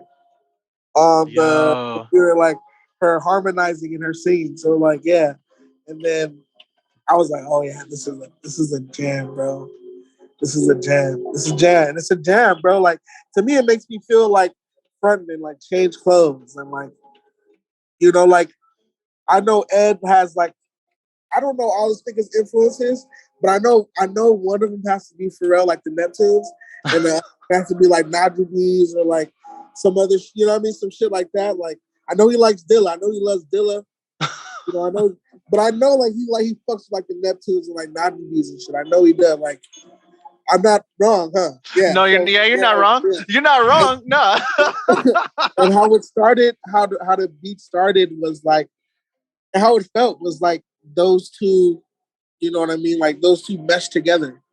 And when my brother said like, yo, I have to like it, my wife got to bump it too. You know what I mean? So it's like, I was like, all right, he got to be able to get dressed. She got to be able to get dressed. But I think that's what makes songs though. Because we're past the point where we just rap on shit now. Yeah. Like, just get on, rap on shit, nigga. Like, la, la, la. We like to party and just get off, and then the other nigga, like, we're past that. We gotta make like a whole like track, or like we hear niggas on like they say we gotta make a record. You know what I mean? Like, right. You gotta cut like a record. You know what I'm saying? And like that's when you like, yo, come sing on this. Like, add that. Like, you know what I'm saying? Like fully produced. You know what I'm saying? Like, here goes a reference. Sing it like this. You know what I mean? Like, and I think like we have to be like for the very few like camps that have been together this long, like left. As far as people I know, True. I'm only speaking from people I know. You know what I mean? Like, I'm only speaking from like who I've seen and who I know. You know what I'm saying? I can't speak like, I don't know, but from who I've seen, who I know, like the community again, like we're like the last few like camps like left. You know what I'm saying? I think that also gets applauded more than anything too. Is like, man, shit. Yeah. Hey, yeah. We're at 2 minutes real quick. I know we kept you on here for a long time, but like, yeah, we'll get to it at the, I'm gonna close it out and then I'm gonna add you guys back in again. All right. I get to it. I got like 2 more. You got 2 more. Okay. I got like let's 2 do more. That. I got like 2 more. To it. My bad. No, don't trip. I've been enjoying this conversation, man. I really appreciate your time, brother. Real shit. Oh, man, I appreciate y'all niggas, man. For real. Real shit. This has been a pleasure, man. For real. It's good. This is real good. Yes, bro. It's good. It's good for all of us. It's good for all of us. Heck yeah, good man. For the community. Good for the community. Exactly. We all gathered and sharing in the shit. So see, I was gonna ask you, like I had this one written down, but like through the talk, I think I got the answer. But I was gonna ask you, like, where do you find that you make your you make your best, your best work in the studio, or like when you writing on your own, or when you rolling and blowing, or I write better at home than I in the write better. studio? Yeah, I write better like when I'm just playing the beat off my phone, like at home in my room, like you know what I mean, just laying down, like something's on TV and I'm just like writing. Nice. But I think at the studio was when like at the studio is where like the ideas for the song like become a lot more vast. You know, where you take your verse and you like at the stew is like when I'm thinking about my ad libs at the stew and the hook at the stew. You know, but I got my verse. I could write my verse at the house. It's I mean everyone has their method. You know, this is a method to my madness. But I write my verses at the crib, bro. Like just I could be eating fucking breakfast and I'm just like, oh, bacon and eggs. Like you know, I can just go in. You know what I mean? but at the stew is when I think of like my ad libs and like I think of like the other shit. Yeah. I remember one of the lyrics. It was like, I'm sitting here with my son next to me, my gun next to me. Yeah, I was at the house. That's I'm good. at the crib, bro. I was at the house, and my shit's like right by my window because we live in the Brentwoods. So my shit's like right by my house. Yes, right sir. by my Yes, window. sir. And we were watching five. I want to say watching like episode 7. We were watching Star Wars. We were watching 7, and yeah, man. I know where I write my shit at. Like I can say it. Like, I know where I was when I wrote shit. Yes, sir. You know what I mean? I might know the name of the songs, but I know where I was when I wrote that shit. Yep. Yep. That's real, boy, you real. I like being able to ask the question because when you hear the lyrics, like, this is what I like this for, because it's like, this is that deep dive though behind the lyrics and all that. Like, yeah, you know what I mean? Like, yeah, I just relived the moment right now. That's relived the moment right now. I missed it. What'd you say? I said I just relived that moment right now. Oh yeah. Yeah, I just relived that moment. Like, yeah. How do you balance being a dad in your rap game? God damn, son. Real quick, this is what Tim does. Like, he likes going and just like he'll pick at you a little bit just to see what you know. And are you mature enough to answer these questions? What? No, I'm just kidding. That's him. That's Tim. That's Tim. No, I'm just saying. Picking. I'm like, how is this picking? I'm really inquiring. That's what I'm saying. I'm just, like, when's the last time you ate ass? Like, nigga, shit. Nigga, you asked me what? The balance of being a father, dad, shit. I don't know how I do it, bro. But he's old enough to like chill while I lace. You know, and he was my son fucks with music though, because he was with me when he was a baby. I was recording a project with this man. Pat was in my niggas in my room laying down verses for this project for New Corral Motel, and my son was like sleep right in the bassinet. And we're lacing and we're mixing shit on Mixcraft, like we're mixing shit on like Roach just got Pro Tools like illegally from LA recording school, like. You know, it was a time, bro. We were, again, like, and time I got shot some bread, so it's like, bro, this rap shit, nigga, like, yo, this rap shit's crazy, you know, and you know what I'm saying. So we're doing it like that, and it him being around those times, you know what I mean, made it real easy because now he knows what I'm doing. He's always known what I was doing. You know what I mean? Like, I take care of you. I go to work. I get my money. You know, I you know what I mean? Like, but on my off time, I'm making songs. Sir.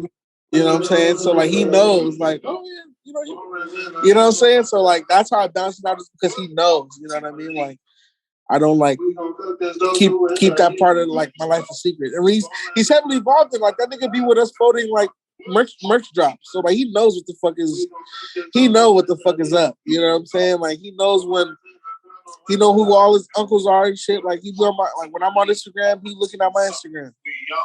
You know what I'm saying? Like he knows who making the beats. He knows who. Like he's like you said, he's involved in this shit just as much as me. So it's easy to balance now. You know what I mean? It's easy to balance now. And like I mean, you guys know, like even just balancing just regular life. You know, trying to fit regular life and fit this your hobbies and your other passions, and to fit all that shit is like anytime you can fit it in, bro. Like it's really you gotta really appreciate that shit, you know, because it's the hassle, bro. You know, we know it's the hassle. Like real shit. It could be not a lot of people understand either. So it's that too on top of it. So, you know, you just gotta make yourself happy. Like who gives a fuck? You know what I'm saying? Like nigga can do it. Shit, fuck that. That's dope, man. Because the earlier you was talking about like why the part where, and y'all definitely deserve praise, is like how long Mad Studios has been together. Like, you know what I mean? Yeah. And how much the community matters, because this shit is a lonely ass road. And just like you said, most motherfuckers don't understand. Only the music heads really understand. So then at least you got a whole group. It ain't just one other person, because if some shit go down, then it's like, oh fuck, like, you know, where I'm gonna get my battery at, you know what I mean? But then it's like, who's Pat? Is Pat AP? Who? I'm lost in the sauce on Pat. Oh yeah, K1. Yeah, K1. Okay, I know K1. Oh yeah, you can't see. I got a background on. I can't see him. I can't see. We can't see him. I seen K1 at teasers. I seen K1 at teasers when you had the beat show. Ed had a beat show and K1 was there. Oh, wait, the wave at the wave. Teasers. Yeah, the wave. Oh shoot! I totally forgot about that. Damn. I've been around. Been around. He's been around. Yeah, that's what's crazy. That's crazy. Did this nigga just say the wave? I didn't know it's called the wave. I know we went to teasers. Yeah. I'm about to come over to your house tomorrow, nigga.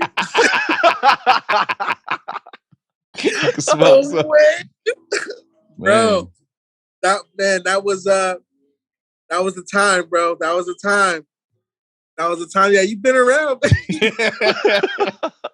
My nigga just been lurking in the shadows. I just be chilling, man. I just be chilling. Yeah, I've been chilling, man. Yeah, that's dope, bro. The wave, man. That was again, I was like taking what we saw, what they were doing on there, and trying to bring it up here. Yeah. But we brought it to the most dangerous place you could probably. That was our only mistake. But it was the only opportunity we had. Everybody else, like, you know, shunned us off, told us no, like it's not gonna, no, hell no, like. And it's crazy. After the wave, that's when you saw everybody up here doing hip hop shows because of the wave. Yeah, we had that shit jumping, but it was jumping to the point where shit got rowdy and out of hand. You know what I'm saying? Like, so you had them niggas want to get on the bill, and niggas is, you know what I'm saying? It was just bro. We learned a lot. Yeah. I would just say that, man. We learned a lot. Like a couple of my niggas almost died because of the way it was, how rowdy it was. Like I remember that story, bro, real quick, where Arlie was about to get shot in the face. Oh yeah, in the parking lot. In the parking lot. Yeah, when he walked up to those dudes that just called him up to the car, we were like, oh shit, what the fuck? Pat was like right there. Yeah, he walked up to the whip, and like I was like, bro, like we can't throw this shit in. Yeah. You know, and then before we even stopped even like throwing it closed down. You know what I mean? It closed down, and rightfully so, nigga. It was we would have lasted another like 3 months in there, like, you know, because it was jumping. Don't get me wrong, it was jumping, and we had everybody out. Thursday come to the, like, it was jumping, bro, but it was to the point where it's like, yo, like, yeah, no. You know what I'm saying? Like, no, nigga. Cannot. So you've been around, bro. You've been around, bro. It's like, man, that's crazy. Yeah, I didn't know it's called the wave, but I think Creole did. I think Creole and Joe and Chris went. Yeah. Oh y'all, yeah, you guys went. Yeah, man. Yeah. I was just trying to show support for the homie, man. But Yeah, Appreciate man. Fucking damn, man. I just had it and I lost it right. My bad. Hold it. See, look at them. Look at them work. Stupid. I always do that to you. Look at it work. Look at it work. Oh, that's what I wanted to know. So how did Mad Studios get formed?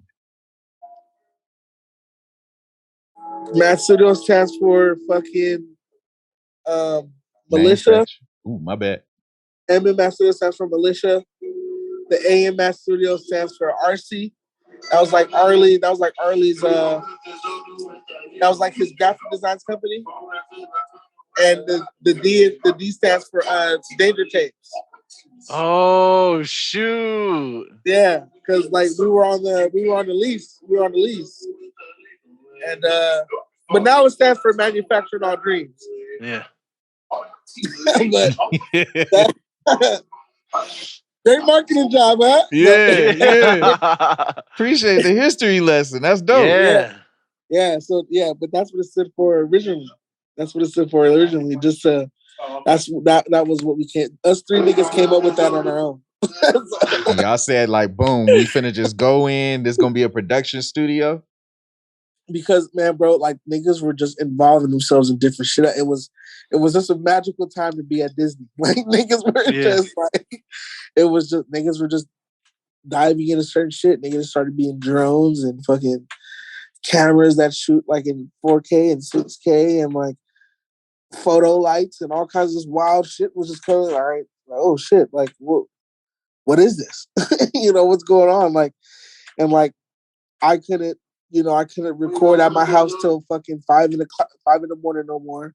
There's a baby there, and then like Arlie had the printer spot at his house. We would like print the shirts at his house, but you only could do so. You know what I mean? You only do so much. It was a hella niggas, so it was like, yeah, we need a place where we could fucking store shit and just go, and just where we could just go to, and like no one could tell us we can't be there till fucking whenever we wanted to be there. You know what I'm saying? And then it's here. Like, you know, like it's here. It was literally just that. Like I remember it being a summer where it was a summer we were just always outside, huh, Pat? Yeah. It was outside, man. We was like outside. And then you didn't want the night to end at 3 in the morning, 4 in the morning. You wanted to rap at 4 in the morning. You wanted to make a shirt at 4 in the morning. You wanted to make a bitch Yes, sir. So yes, like, we need a place where we can go. Yeah, bro. It became a staple, bro. It became a way more than I thought it was ever gonna. Whatever was in my mind at the time, it became way more than what I ever thought. You know? But did Beyond Aware come after that or before that? Beyond Aware came before that. Beyond Aware was Arlie. Is Arlie's and his brother's clothing brand, and other than GOK, there was another brand up here. There's like 3 brands that I seen like around. And it was GOK, which I knew it was Christian already. Like I knew of Christian already. My brother knew Christian. He knew of GOK. He knew. I think my brother knew you already too, Ed. I think. I don't know. Yeah. I know from school. Yeah. Yeah, he knew you from school. But other than that, it was another brand. I don't remember, bro. And then it was like Beyond Aware. Like all the Mexican niggas had Beyond Aware on. You know? All the Mexican niggas, bro. So I came on to that like in 2016, or I want to say around like 2015, 16, maybe earlier than that. Like 2015, 16, and I met Arlie. My sister knew Arlie. His homies thought we were gonna fight. His homies thought we were gonna jump him at a party because Pat was faded at a party one time. And Arlie went to go help Pat. He didn't know him. Oh, okay. Went to go help him. And to a few of the homies, they thought Arlie was like that. You know, that's when make the height of like Mexican nigga beef, like too. So it was like during like riot time. You know what I'm saying? Like, and it was a fucking like a scuffle. You know what I'm saying? And my sister, like real shit, we're at a party, like, and my sister's like, "Yo, like, that's the homie Harley. Like, chill." And nigga stopped, and you know what I'm saying. And after that, me and Arlie just started chopping it up because he started hearing of us too because we went to that party to go rap. You know what I'm saying? Well connected. You know what I mean? So it was after that, me and Arlie started chopping it up.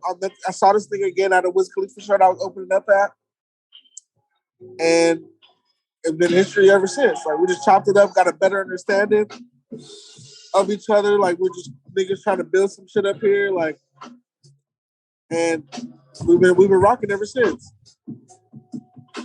Damn. It's crazy, bro. Crazy. We were just talking about that. Everyone knew each other though. Like we just didn't all like, you know what I mean? That's the only difference. We all didn't like come together at the same time, but we knew of each other. Yeah, that's weird because we were just talking about me and my homie Dro were just talking about like the riots and stuff back then, and like how you're like growing up in the high desert. Like I didn't think that it was that bad because I just thought the shit was normal. You know what I mean? Right. And then going down to like Rancho Cucamonga or like, you know, some of the other areas and they talk about stuff. I'm like, why are you guys making such a big deal over something little? Like, oh, somebody got, you know, robbed out of like the mall or some shit. I'm like, Right.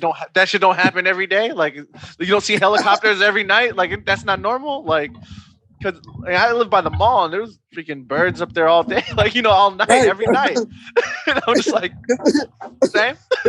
Because up here we thought it was normal. Like, yeah. Just everyday shit. Like I thought niggas in Mexican, like, you know what I mean? I thought like they don't get along. That was normal. Yeah, I thought that was normal. Because again, I came from LA to where it was normal to here where it was normal. Yeah. You know what I mean? Especially like when that whole wave of like everybody from like either LA or San Bernardino moved up here. Yeah. I was a part of that wave. You know what I'm saying? So like it just carried over. Nigga, the hate just carried a few miles down the road. You know what I'm saying? Like it was normal to me the whole time. Yeah. And I didn't know any better. I mean, I was born in LA, but I didn't live in LA. You know what I mean? Like I grew up in the high desert, so right. It's normal. It's normal. It's normal. That's funny. You know, like it's calmed down a lot more. Okay. Like it has calmed down a lot more. Like real shit. Like, but I feel like during that time, but again, it was because those people who came up here during those times, like they're like my age now. Yeah. And they have like kids that are like 6. So nigga, who's really getting out here like throw milk cartons? Like, you know what I mean? Like nigga, not trying to do that. Those days are over with. You know what I mean? Niggas is trying to live now, so like it's over with now, bro. It's over with. It was heavy. It was heavy up here at the time. Man. Yeah, it was heavy.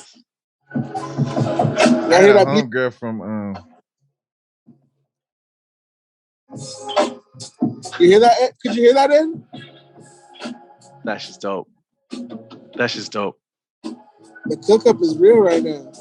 That shit's Carter, you like 2 songs in, or it's the second song? He's 2 songs in right now. Let's go. We got to make a date to come up there soon, man. Yeah. I need it. I know. Oh, bro, I need to be up there. Come on, bro. Come on home. Come on home. Oh my god. Last time he told me he was over there till like 2 a.m. Oh yeah. Bro. We were chopping it up. We had like 3 songs. Like there was like 3 songs. Oh yeah. Yeah, those songs. We have to get those mixed. You have to get those mixed. But yeah, bro, there's times I'm getting home 6. I'm getting home at like 6 sometimes. And like, same time I might record, but I might be watching just like a movie till like 6. You know what I mean? I'm just chilling. Like it's like being in my room. You know what I'm saying? It's the same, but I got speakers and an iMac, nigga. Like you know what I mean? Like it's like it's hard to leave. It's hard to leave. Let me just say that. Like it's harder to go home from here. You know what I'm saying? Like leaving here, like I take that last look before I walk out the door, and then you know what I mean? Like it's hard to leave here sometimes, bro, because you're just cooking up. Yeah. And if you're not cooking up, someone's cooking up something. Like when I got here, like Arlie and the homie Julio were shooting another weed stock motion commercial when I got here. Nice. So then, like, you know, you walk in, like, y'all know y'all been here before. You just cook up. And you're like, and for the fact that the homies could call it their home away from home, nigga, that's like the intention. That's what it was. That's what it's intended for. You know what I'm saying? Like to be here till 6, 7 in the morning. To where like now, because everyone we had a key at one time. We couldn't get we like fuck the keys, no keys. Like we gotta get the automated, like we have to put so niggas could get in. Hey, what's the code, bro? And get in. Like because niggas will come to my house like at 2 in the morning for a key. Yeah. Y'all nope. Yeah, like, man, hold on, nope. Well, I go with nope. No. Yeah, so yeah, bro, that's what it's whenever, bro. Like I said, Ed doesn't have to come for you to. Hey, I'm with it, man. For sure. That ain't no thing. He doesn't have to be here, man. But we would love you here. We would love to have you. That's what's up. I'm with it, man. Real shit. Yeah, I don't be trying to force myself in nobody's space. You feel me? And I don't be, you know how it goes. Shit. Yeah, nigga, man. Whenever you got the time. Bro. But Ed, we got like I want to say we're about like maybe 30% with the tape. Yeah. Recorded like put some verses on some shit. Nice. Yeah, put some verses on. 7 tracks, right? 7 tracks? It was 7? Oh, okay. 7, yeah, man. 7. I can't wait. I gotta be in the studio to hear you play, like to lace them and everything, man. Oh yeah. And you know what, bro? Like it would be dope if like you said, like if I like would lace like 2, 3, it'd be dope because then we could like shoot the ideas out there. Like now I write shit on the whiteboard a lot. Okay. So like even if I like maybe have like a little writer's block, I'll write like some ideas on the whiteboard and then I'll like kind of freestyle those ideas. Okay. You know what I mean? And then like listen to it and then fucking go back and like write around what I kind of freestyle, right? Fill in the blanks, I guess you could say, like fill in those. Okay. Yeah. So that should be dope. That's why. That's kind of like I think that's because I just started doing it, but it made the process like it's probably another way to like record. So it made it like a new way to like kind of to like rap. You know what I mean? Like. Yeah. I write it idea down and like let me punch in, like you know what I mean. Let me freestyle like 4 or 8 bars that I know right now. I'm gonna lace it now instead of just like before I forget. Let me go lace these 8 bars like right now. And then you know what I mean? Because you think like, man, I didn't need the whole song. I gotta do the whole song. Let me get 8 bars done right now. I'll come back to it. Yeah. And then maybe if the other beat hits me to the point where I got a whole 16 and a hook, let me lace that and like blow that last one up. Like now I'm going. Like now I'm like in that going mode. everywhere. Each everywhere. section. Yeah. Next thing you know, like 3 songs are done in like an hour and a half. You know what I'm saying? So kind of just like it's like a rejuvenating like. You know what I'm saying? Like, yeah. You just write math equations like all over the fucking bean. Board. Like a sensu bean, yeah. Sensu bean. You go to 1, you're like, all right, cool. It's just like that, bro. So it's like another way to like. That's how he's doing it right now. That's literally what Pat's doing right now. Like the last song when we were like swapping over when you like we logged out of here, logged back on. He like laced the hook or the bridge, I believe, or the hook. And then wrote the verse. So now the song is already halfway done. Because like he didn't just say like, oh, I don't got nothing. Like lace the hook, just lace it. Lace the hook. Come back to it. Now this beat is loaded up. Oh, you got a verse now? All right, then load the other one up. that song is done. Now it's on for it's a whole, you know what I mean? That's easy, man. I mean, it sounds easier than doing it the other way. They're doing it the other way. You know what I mean? It's too much stress. Too much stress. Yeah. It's not supposed to be. It's not supposed to be stress. You know what I mean? It's supposed to be like this is the stress relief. You know what I mean? This is how we relieve the pressures of the week or the day of the year. You know what I'm saying? Man, you ain't lying, brother. Man. This is how you got to get it all out, bro. You got to get it all the fuck out, man. Yeah, real shit, man. So I know we kept you for a few hours. Yeah, man. But Tim got a question he want to ask you. I do. I'm gonna ask one question before that question because it's gonna lead into that question, and it'll probably make it all stick. So after Beyond Aware, I saw and I definitely came and supported Legal Motherfucking Dope. Right? Oh yeah. Yes, sir. Yes, sir. So what sparked that to come into fruition? It's my baby, man. I had it Legal Dope was just a carryover of like the N.I.D culture that we have. Like it's a baby of that. You know what I mean? Like I first had the idea like in 2018. Nam had did an Afro Boy design, and I was like, bro, like I grew up like wearing hundreds. I wore Diamond Supply. Like I had like quite a few like ice cream, like ice cream and BBC. Like you know what I mean? I had a few items, and like all those clothing, all those cups, like they had like figures like to go with the brand. Like the hundreds having the bomb and BBC having the astronaut and having the and having Milo. And that's what I want to do with Legal Dope. It was the same.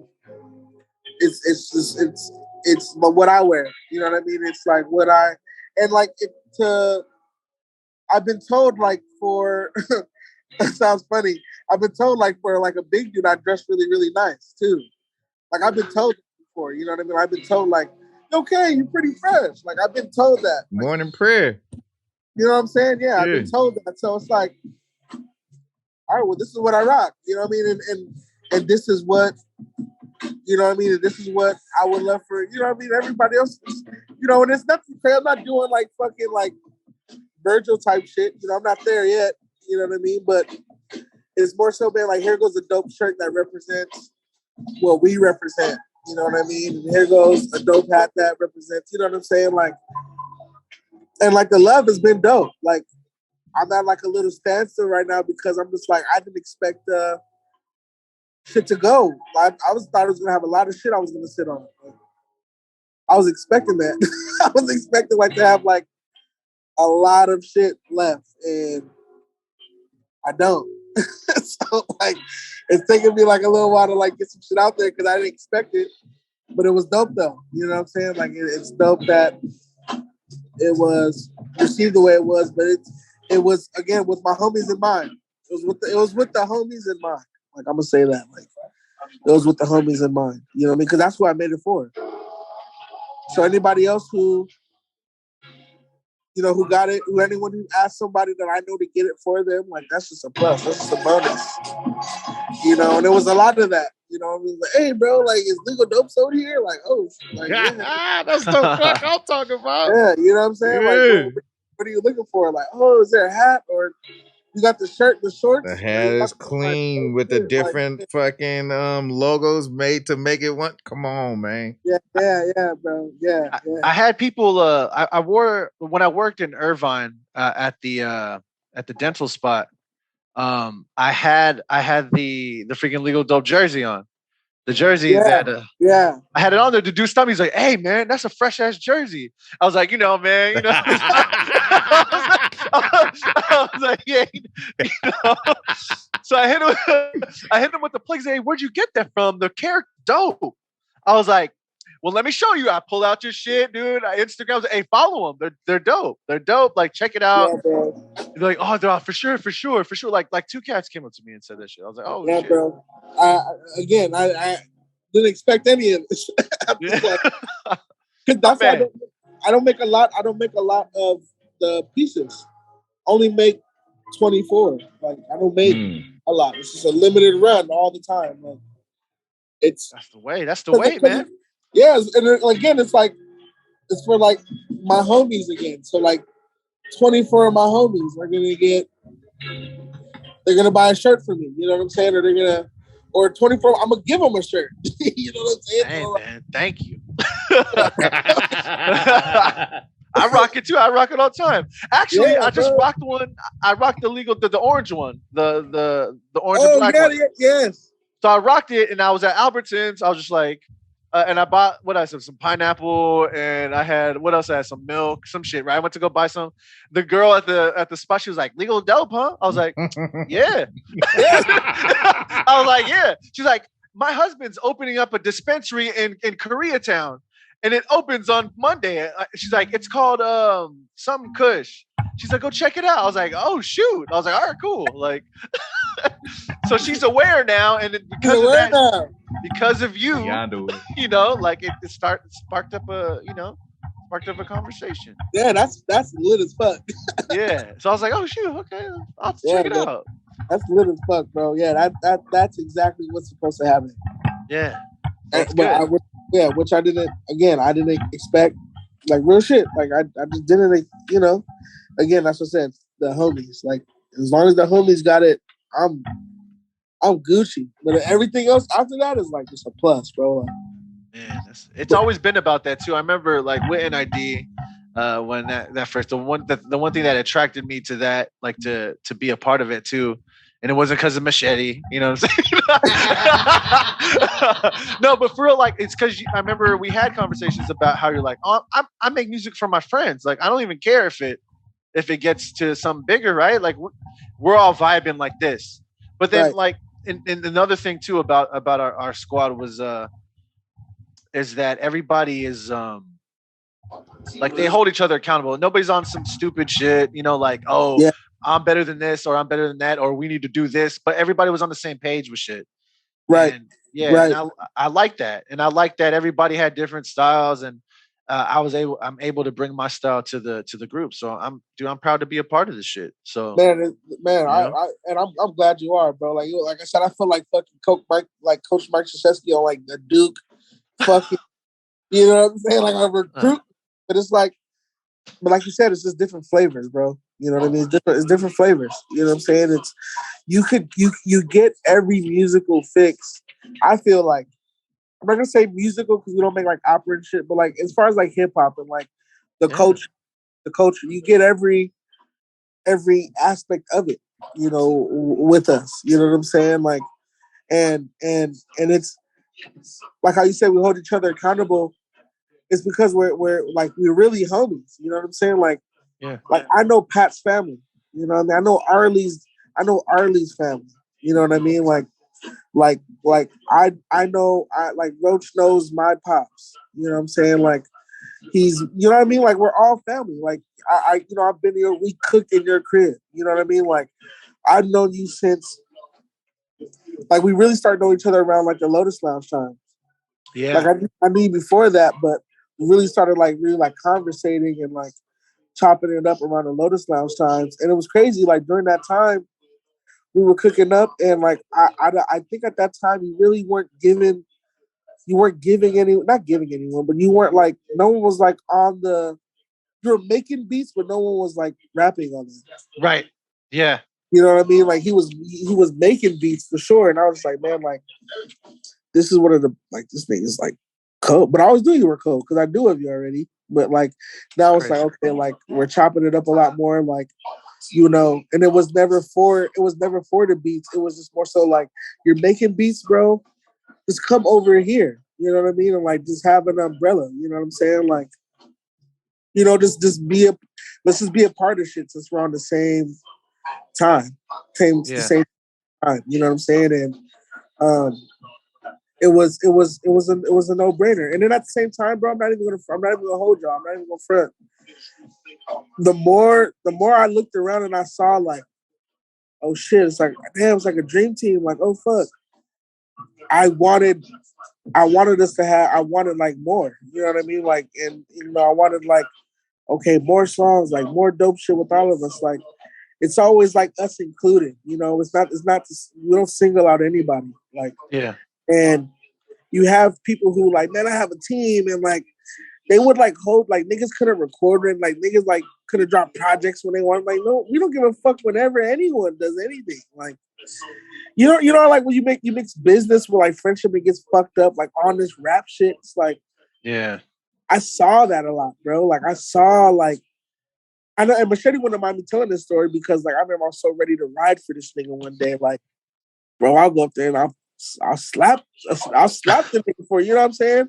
Who the person I'm talking about? Me and him are cool. You know what I mean? Shout out to Diesel. Like, you know what I'm saying? But like, I was ready to slap this nigga for Machete just because I felt like he was, you know, like it's like nigga, it ain't that you ain't fucking like Interscope, nigga. Like the fuck, like you know what I'm saying? Like let the nigga do whatever the fuck you want to do. Like you know what I'm saying? And I remember when I finally had Machete to myself, like Machete, look, nigga, you the homie, like you the OG of the game, but like nigga, don't, you know, because the grass is always greener. You know what I'm saying? And we all have those times where you make a move and it's like people let you down. You know what I'm saying? And during that time, like whatever Diesel had going on, I'm just saying during that time, it was like, you know what I'm saying? It was like, you know, he was just playing. He was just playing. I was ready to ride for Machete during that time. And me and Machete chopped it up and was just like, bro, like, because I knew what it's like to have someone take that kind of like creative freedom from you over because like they know you ill and they're trying to make a buck. You know what I'm saying? And again, I'm not just, Diesel might not ever see this, but he know what's up. You know what I mean? Like, I'm very transparent. It's like, you don't want to take that creative like shit for you from you. And I feel like what we have over here is like, bro, create, my nigga. Like, and we're all gonna support each other. We're all gonna share each other's shit. This shit's bigger than us. No one's bigger than anybody because, like, nigga, we all seen each other at our lowest points. We all seen each other at our highest points. You know, we have all these memories. So it's like, we got this far just doing the shit we want to do. So there's no need to have that extra shit. You know what I'm saying? That would be the hook. Yeah. And that's why, bro. I always big up. I'm always grateful. I always big up. Like, let me hear that. The team, bro. Like, always, because it is like, again, you don't see a lot in the community. You don't see a lot of teams and a band of brothers and a family like. You know what I mean? Like that. You don't see it like that no more. You know what I mean? And I take pride in that, and I love everybody that's a part of it, bro. Like I really, you know what I'm saying? If I made $1 million today, like my hardest thing would be splitting it. You know what I mean? And how, you know what I mean? It would be because I'm not keeping all of it. You know what I'm saying? Like it would be. Yeah, bro. It's a beautiful thing, dog. Like it really is. It really is dope because I've seen it. I've seen people like vibe to our shit and love our shit and like buy our shit. You know what I mean? And come out to fucking Market 760 and like I've seen like the magnitude. You know what I'm saying? So it's like, you know what I mean? Yeah, no, and what's called? It's at less than a minute right now. I'm gonna close it out and then I'm gonna bring it back in. Fuck this, man! This Zoom shit, man. It's gonna close out any minute. I'm gonna add you guys back in. I was just like, I don't know. I see the time. I'm just like, fuck, like. All right, I'm gonna add you right back. I was like, I don't want to interrupt him. I don't want to interrupt him. All right, here, I'm gonna do it. Dig it. 136.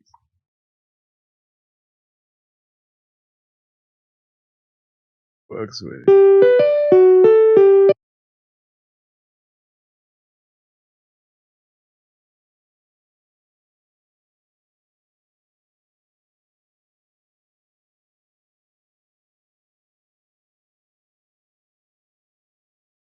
What up? Yo, I fucks with it, man. My bad, but shit, I fucks with it, man. Like it's just this shit gonna live forever on YouTube, man. For real, for real. Yeah, man, this is some good shit. Yeah, as it should, man. It's gonna be dope for your son to be able to see and be like, you know what I mean? Because I don't know where else like it's told in this detail and like, you know what I mean? Like I learned a lot, like a lot. Like, you know what I mean? Yeah, this shit is dumb, bro. This shit is crazy. This shit is, like I said, it's like a therapy session, bro. Like this shit is wild, you know. But we all have those origin stories, bro. We're all that hero at the, you know what I mean? We all have those origin stories, bro. All of us. It's crazy because when me and Tim first started the podcast, it was just going to be about us talking about producing music and stuff like that. But because of our interests and the things that we like to talk about, it just ended up being some type of therapy session for us. Because we'd come and talk about the music, and then we just start talking about our personal shit. Like we just talking about how like especially like my personal shit, his personal shit during the times, and like how making music would help us create, it would help us create, and it would just help us like release and shit. So naturally making the music to release, we just release regularly like how we're doing right now. But it's so important to do that too, bro, because then you realize how much shit is on your mind. Yeah, you know what I mean. It's a lonely road. It's a lonely road being a lonely road, man. It's a lonely road, and I think what makes it so lonely is because and again, just my opinion. What I think that makes it so lonely is because not everyone understands it. Yeah, you know what I mean. Like there's nothing wrong with a 9 to 5. You know what I mean. There's nothing wrong with that. Like people, I have one, but like there's people who are like cool. They're people which they can be. There are people who are just like, yeah, man, 9 to 5, like I'm good to go, bro. Like, and there's people who have, you know what I mean. And there's other people who see they just see more for themselves, whether they have a hobby or a talent or a skill or whatever. You know what I mean? Like it's people who see beyond or further. Doesn't make you better than the person that works in 9 to 5.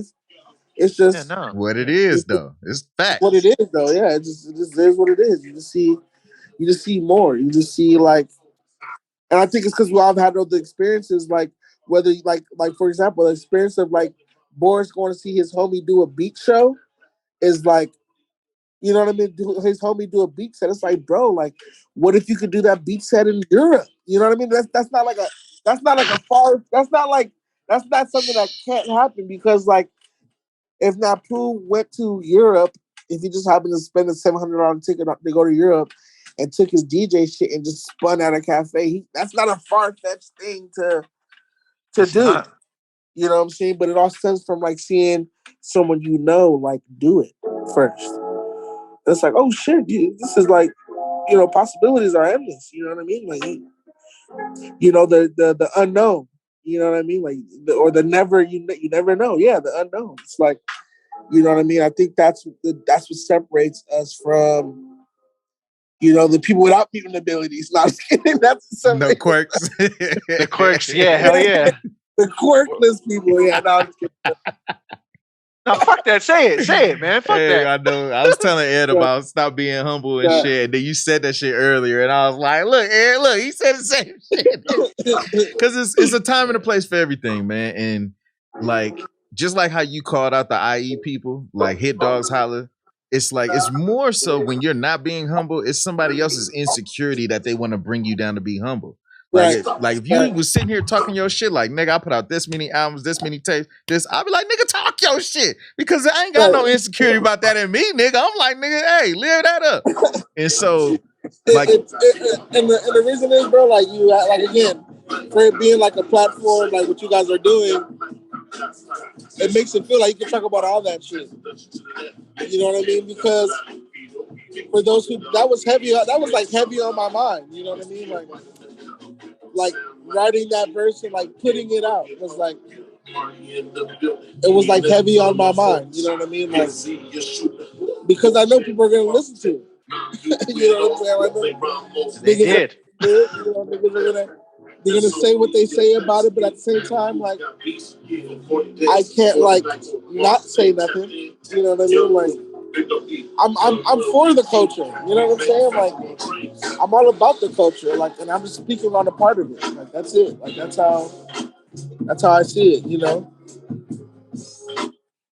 Nah, dude, you convey that shit in a good ass way, man. Thank you, bro. Thank you, bro. This shit's epic right here. Hey, this shit is epic right here. I ain't gonna lie. Bro, I feel like I cut a right nostrils horn off. Fucking Ace Ventura, what's going on? Ace Ventura, but it's epic right now, bro. That's what it is, and like the fact that Pat's like, Pat and AP are cooking up like in the background. Yeah, that's fucking dope. This whole time, yeah. While he's on the interview, like this shit is crazy, man. Like, it makes it valid. Yeah, it makes you what you're just talking about valid. Because you live in it. You live in that life. Right you talking now. about it. No cap, nigga. Like this is no cap, bro. Like this ain't for fake, nigga. You know what I'm saying? This shit is like as real as it gets. You know what I'm saying? Like, and again, but y'all are part of it too. Shit. You know what I mean? Like, y'all right there in the mix. So it makes all of our points valid. It makes it all valid. You know? It makes it all, it's real. It's real. The culture, bro. Like it's, you know what I mean? It's alive and well, bro. Right here. Yeah. Yeah. Look at AP in the back. That's dope. That shit sounds dope as fuck. I'm not gonna lie. Shit is real. Yeah. That's you heard hard. that shit? Yeah, yeah. Yeah. It's real right now. It's just so hard. Yeah, crazy. Just cooking up during the interview. This is nuts. And we invite that. We invite that shit because it's all good, bro. I gotta come by as soon as I can, man. Oh yeah. For real. What up? Whew. Take a minute. Wait a minute now. All right, so I'm gonna rap now. Yeah, for real. All right, yeah, let me get you in this last one. So I know, right? Fuck, it's 143. But nah, this is the last one. Yeah. This is the last one. I got work in the morning. Go ahead. This is the last one. All right, so earlier we're talking about the quirk list, right? And you said this is a lonely road because people don't understand. Now, everybody in the game who respects the craft, we understand what it takes, and that's why we put respect on it. But if you had a message to give to the people that don't understand, and you want to tell them exactly how they could support you, what would that be? On a message? I feel like this beat came on at the right time, too. It's Konami. Let's go. Bro, I would say just leave us alone. We're not bothering anybody, bro. We're driving ourselves crazy. Leave us alone. You know what I mean? Like, that's a whole bar right there. Like, that nigga said we're fuck with that so much. Crazy. Oh, bro, I felt fuck with nigga. that so much. Yeah, I felt that, man. I felt that so much. Yo, I didn't even expect that shit from you to say something like that. That's crazy. No, man, seriously, just leave us alone, bro. We're not bothering not a single person doing this shit. Like, we're not bothering you. We're not bothering the person next to you when we're doing this shit. Like, if anything, we're bothering ourselves. You know, we're keeping ourselves up at night, doing interviews till 2 a.m. So just leave me alone, bro. Like, leave me the fuck alone. Like, please. Hell yeah, man. Please and thanks. Please. Thank you. Leave me alone. So with buy that, some legal dope. Yeah, buy some legal dope. So with that, where can we find you? Everything. What's your plug? Anything that you want to put? Yeah, find me at the Bunny Ranch. Hey, that show was crazy, bro. All right, we're getting off topic. You did Instagram.com /A.Cain ACAIN. Bad Studios on YouTube. A.Cain on Spotify, Apple Music. A.Cain on Twitter. It's all. Find me at a Comic-Con. Find me at a WonderCon. I'm outside, man. I'm out here. He's outside. 2022, he's outside. We're all outside. Outside. Yo. Okay. Thank y'all, man. Hey, we appreciate your time, brother. Hey, on some for real real, shit, man. Straight Thank you, up. bro. Love y'all, bro. I really appreciate that, man. I really appreciate this. This is fucking awesome. This is really, really dope. Yeah, man. Of course. Thank you, Yeah, man. more of this, more Zooms. Yeah, hell yeah, man. Yeah. We got you on any other podcast, bro. Straight up. Zoom. Yeah, man. I appreciate it though, y'all. Real shit. Yeah, welcome anytime. Well, I'm gonna just sign off. Yo, I'm Napu Beats. Boys the Beast. All right, y'all. This is dope. All right, y'all. Okay. Because I know y'all niggas, so that's sign off. My sign off trash. You good. You good. Hit him with the double. Bye. Peace, guys. Bye. Yeah, peace, bye. Real shit. Real shit. It's history right here, man. History in the making, brother. I definitely look forward, and I'll drop by your shit, man. But your future's exciting. The whole team's future's exciting. And just keep pushing, man. Y'all niggas is an example, and y'all an inspiration. Real shit. Man, thank you, bro. You hear that, Napu? You hear that? Yeah, I hear that, man. Man, I feel the same way. Be a part of this shit. We come up with an album soon. We got a project coming. Look at that merch. I got to be in the next video because I want to be. Man, I want to do one of them slow caps like this, like just looking like this. Like I want to get caught. I want to get caught up with just I want to be. I want to get looked like, hey, who's that guy? He's Asian. What's he doing there? Yeah. Do it right now. Just do it. Yeah, I was just like that. Just like, yo, give him the look. I'll give him the look. Yeah. Now we gotta do this shit again, bro. For real. Hey, man. Anytime. Yeah, appreciate y'all. All right, brother. All right, man. Cook up. All right, guys. All right. Peace. We don't do this shit every week, but we do this shit every time. We do this shit when we want to. We do what we want to. We do what we want. This shit every week. Almost. We do this shit every month. Yeah. We do this shit when people hit us up to get interview. Yeah. We can get it done in the following week. Oh my gosh. This will actually be a dope one to drop. Yes, and chop up, man. Because There's so many gems. It's so much for the rapper side. It's so much like I'm still recording right now, but it's so much that I think I can confirm. You're gonna confirm right now, but I think you got to get a glimpse in what the rapper experiences with your beat on the other end. You know what I mean? I did. And it was crazy for him to say that those two songs that were the top ones that he's seen were the beats that I produced. And I'm just like, what the fuck? It gives like that question where you said, how do you know, or when did you find out your value as a man? Dude, right now too, bro, this is part of it. This is part of me knowing that my value as a producer is just like, I was able to do that for somebody else's like career. Basically, I was able to help out with that. That's fucking amazing to me, dude. That's crazy. And then you got other people fucking making you feel like you're worthless and shit, but you're not. This validation because that they I'm didn't not. see the vision. And just like what he said earlier, we see some people are just okay with that. Some people just cool, and that's cool. But some people see farther. Some people know they can become more than what they are. Man. Right.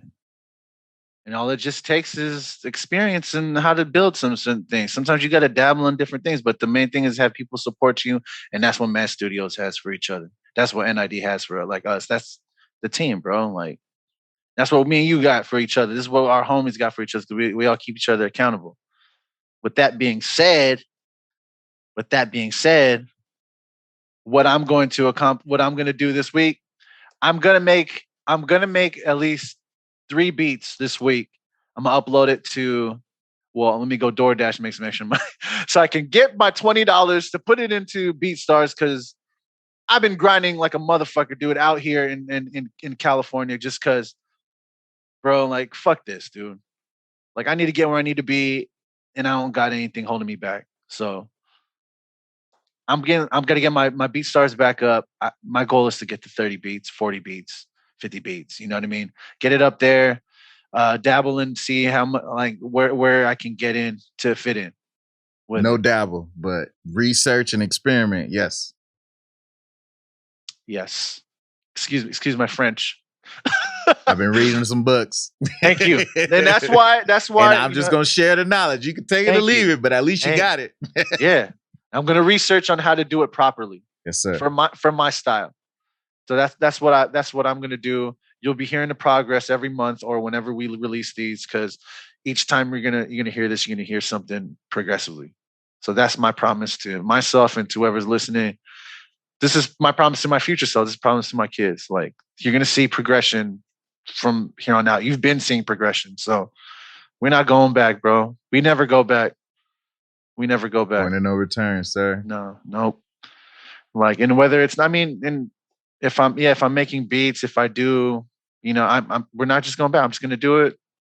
We're gonna see what's good. Like, cause even just him saying that stuff about like, oh, that's the most downloaded song. I was just like, that's crazy to me. Dude, I'm glad I was here, because if you was interviewing with somebody else, they wouldn't have been able to do that callback from the previous episode of nigga when, like, cause were we recording or were we just on Apex? But I remember when the money came in on the BeatStars. Yeah, and we were talking to each other. Yeah, I know. And you was it was in that real thick of things, and like you wasn't, because somebody else was trying to put salt on the game. You wasn't really feeling it all the way you could feel it. You know what I mean? And then when that came in, I was like, "Hold up, nigga, what?" Because you was kind of like, "Man, I put the ad up and I paid a little bit for ads, and you know what I mean." And then stuff. I'm like, "Hold up, man." It just, hey, hold up, though. You know. Yeah. All you need is one, because if you did one, you can't say you never did one. You did one, and it's more than one. So, yeah, dude. Yeah. Like, it's so crazy that that's the one that's his most downloads, and that was when you was around that walking away time where you said that it was a dark time. Like, that's part of it, though. Good shit, brother. I'm proud of you, man. Thank you. That's so crazy too, because I remember when hearing that beat, I'm like, "Oh, nigga, that's your Kanye, nigga." I'm like, that's your Kanye beat, nigga. That's your Kanye beat. Yeah, man. That selection of beats that I did for the Crown album, we'll just call it. Yeah, it's too long. I did it on purpose though, because I'm stupid. That's funny. Yeah. I'm stupid funny, but like like naming some shit supercalifragilisticexpialidocious kind of shit. Exactly, yeah. So it's just those beats in particular I liked a lot for people to rap on. It just sounded like, somebody needs to be on these, and I put them up on the BeatStars. Somebody got it, and look what happened to them. So whoever's gonna listen to this, your boy got some gems sometimes. Sometimes you get the gems. Yeah. And you didn't pay him to do that. That was some raw shit. That's why I didn't. That's the best testimonials, because that was real. And it's so crazy that he was saying his Kobe State situation was fresh. It was like everything was in the moment. Like, it's so crazy, man. It happened for a reason. Yeah, everything fell into place. And look what happened. Look what happens when things fall into place. That's crazy. Crazy stuff, man. And it's so funny to hear. Like, I did it from the Best Buy side. He did it from the way he knew you. And he was like, "Man, I know I was around you and you make beats. And I know you cold. Like, nigga, why don't you just do that shit over here?" Then I remember seeing you from the warehouse. I'm like, "Hey, nigga, you need to make beats more, nigga." Like, what are you doing? So, no, dude, it's dope. Like, and to look around. And the only people, just like how in the Manosphere they talk about it, but the little dogs be little dogs at a certain time frame. But if they keep doing their shit, then they end up big dogs. And that's in the Manosphere. That's in any industry. Even in the acting world. You go around and you see all the PAs, the runners, people carrying the coffee and all that shit. Then you go back and they're AD, assistant director. And you're like, "Hold up, nigga, what you?" All they got to do is keep working. It's true. You're going to get to where you're at if you just keep at it. It's just, that's only right. Like, you're going to get more experience. You're going to get better at it. It's not like you're ever going to stay the same. If you keep doing it every day, you become masterful at it. Then people look over there like, "Hold up, you still at it?" Exactly. You're still at it. It's funny. I've been getting messages from. I just got a text message from. Oh, I'm still recording. Just to let you know. I don't know if they're gonna watch this. Who's gonna watch this and say something? I don't know. Hey, I'm just the internet is forever. That's true. I'm just saying. I'm just getting text messages from. Remember there was some person. Yeah, I can cut this off so we can talk freely, man. That's why I was saying what I was saying. I'm not gonna let you incriminate yourself. It's nothing bad. You know what I mean? It's just funny. Beast to this shit. All right, we can say peace. Hey, I'll talk to you right now. Yeah, brother. All right, man. Napu Beats, Boris man. the Beast, man. Boris the Beat, man. We do this every month. We do this every month. No, this is the perfect way. I think this is the perfect one to drop. That's the first one. That's the first official one coming back instead of the other one. Yeah, because there was like little previews and stuff. There was the one that we recorded at the studio, Creative Takedown. Creative Takedown. Yeah, I mean we can obviously do that too. Those could be like montages on some real shit, like what he was saying, like fucking every time some shit fall and shit. Because we was talking to them fools off camera and shit on that one too. Yeah, actually, it'd be cool to have like a little audience there with us too. Like, hey, you guys want to come to a recording while we record our shit, and then we could just bring up whoever and like talk on the shit with us. Like that'd be dope. Like a little talk show almost. Yeah, that's how Lapeef did it. Remember I seen them Lapeef videos? Oh yeah. And then we having a panel up. So what they did, they had a show in Houston, and they was rented out a spot for the weekend. All the subscribers and supporters, the tickets were $42. And then when they went, you know how they had a whole panel, but then instead they just saw sitting up on the stage like Earn Your Leisure looking shit, you know? And they do the same show, same like similar topics and all that. And then instead of the audience coming up through the StreamYard link, the audience went up and grabbed the microphone and asked shit and shit. So I see. Roommates did it. Like people are doing it. They're turning their podcasts into live shows, kind of like Versus. The first person or the first people I've seen to do that was like Joe Budden's podcast. They were the first, but they go and they sell it out like it's a freaking concert. Yes, and it's just like, this is crazy. You know what's crazy with what's happening? Like with Cain's interview tonight, I think how he reacted to how like the interview style and how he said it was therapeutic. Like, oh, I need this. I think when he talks about us to other people and to other like artists and stuff, they're gonna want to be a part of it too. So like, I can't wait to. Like when people are going to hit us up or hit you up again and be like, yo, like, how can we do a podcast? How can I be a guest on, Producer Thoughts? Because people, I mean, every single person that's been on here has been acting a certain way with us. You know what I mean? It's the same. Everything is the same. They feel once they open, they say the same. They say the same things. Yeah, like it's cool. They don't say the same thing answer wise, but they say the same thing energy wise, like the sentiment that they feel from the shit. They be like, hold up, you got questions? Yeah, nigga, I wasn't playing. There's questions like we want to know about. People would, if they want to know about you, they would want to know about this like human side to you, or just the humble side of people. Like when people watch the Kanye documentary, they like the first two episodes because it's like, dang, this is where he was mad humble, or what's the word? I don't know. He was just fucking. He was up and coming. He's up and coming, and he believed in himself, but you can tell he wasn't as confident as he began to become, but he was confident enough to keep going, and that's where it's like, and it was so funny. That's so funny, and that's why I said like he was able to differentiate that there's people that understand and there's people that don't, and he knew. He said. He didn't even wait to hear our answer. He said, I know y'all watched the Kanye documentary. I already know y'all did. You know what I'm saying? I know I don't want to wait. But he was right. It's true. And it's like, it's true. The thing that trips me out, man, because you don't see yourself, it's like, kind of like, I guess you didn't see yourself when we're telling you, hey, nigga, keep making beats, nigga, hey, and you didn't see yourself like, I'm not gonna lie, But then, like, what I'm tripping off of, because I'm like, what, this is like our fucking 5th, 6th interview now? It was fucking EJ, Machete, EJ, Chris, Justin, 5th interview, Cain. No, don't forget the homie. Oh, Macaroni. Man, I don't like that episode is fucked up, man. I tried to rebalance it. I don't know what to do with it. It's 8 gigs worth of footage, though. That's the crazy part about it. It's 8 gigs that was a good one, too, I remember. And he talked about all kind of shit in that one, man. Yeah. And he hit me up, too, and it was like, he's like, what's up with the podcast? And I'm like, I'm going to see with my boy. We took a hiatus because some shit was going down, but I'll see what's popping. So, yeah, he'll be, I still want the first one, but he'll definitely be another one that we can get back on here.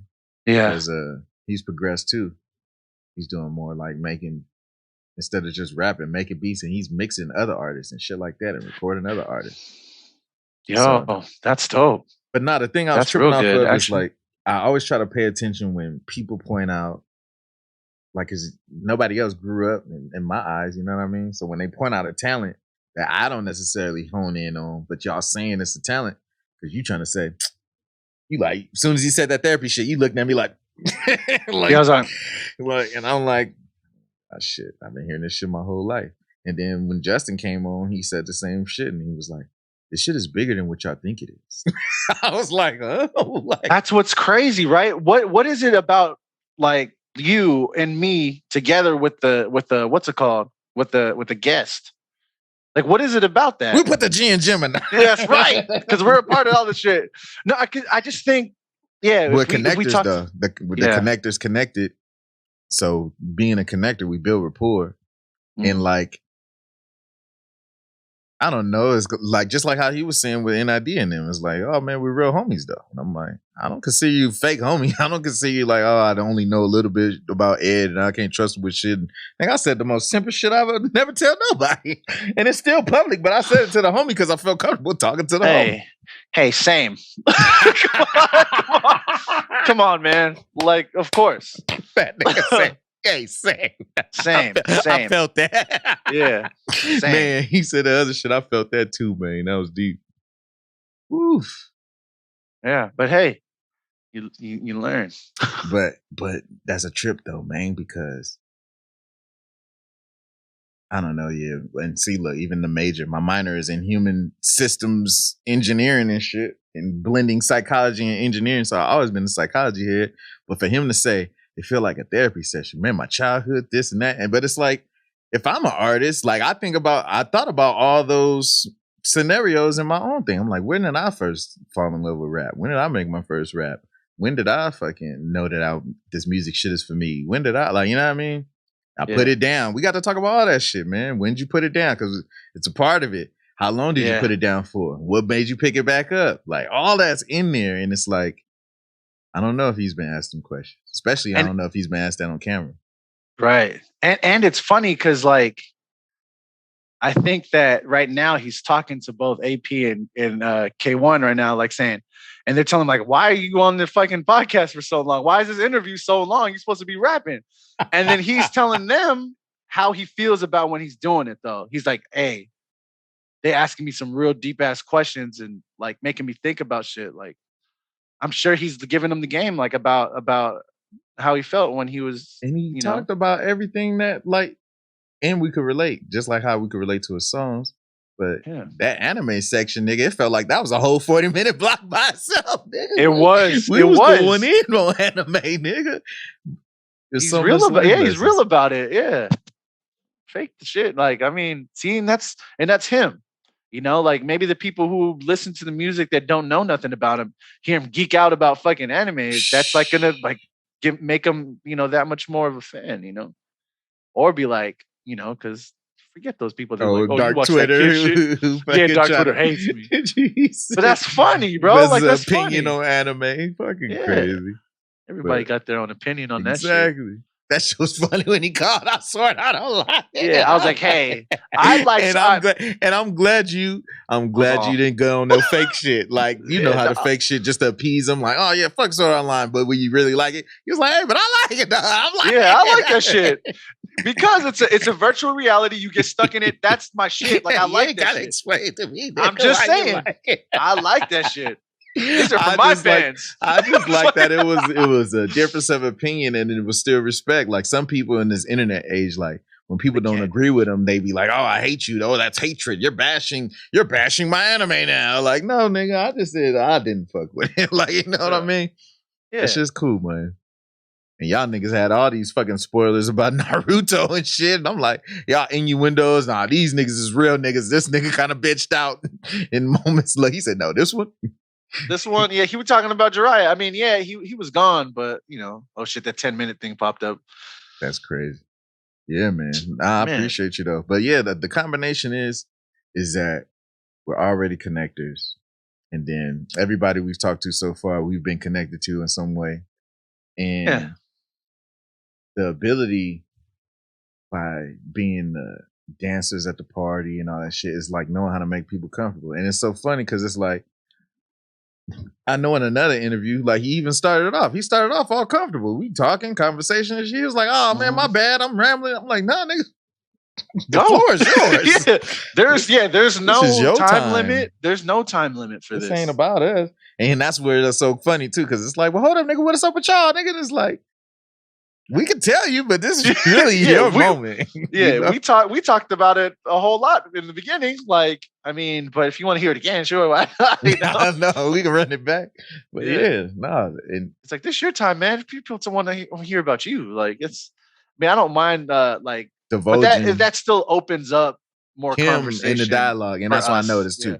Because it's like, I seen one girl, she was saying, like dudes are giving her advice, like don't be vulnerable with your girl, because like she gonna use that shit against you one day when she want to cut you deep. She gonna fucking bring that shit up out the cut.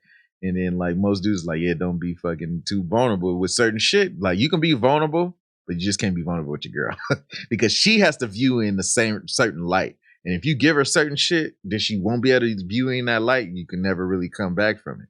But if you need to still be able to be vulnerable, that's why you gotta have homies. Where your homies are dog, and then y'all talk about it. Niggas ain't, because they said that's if they're that type of girl too, though.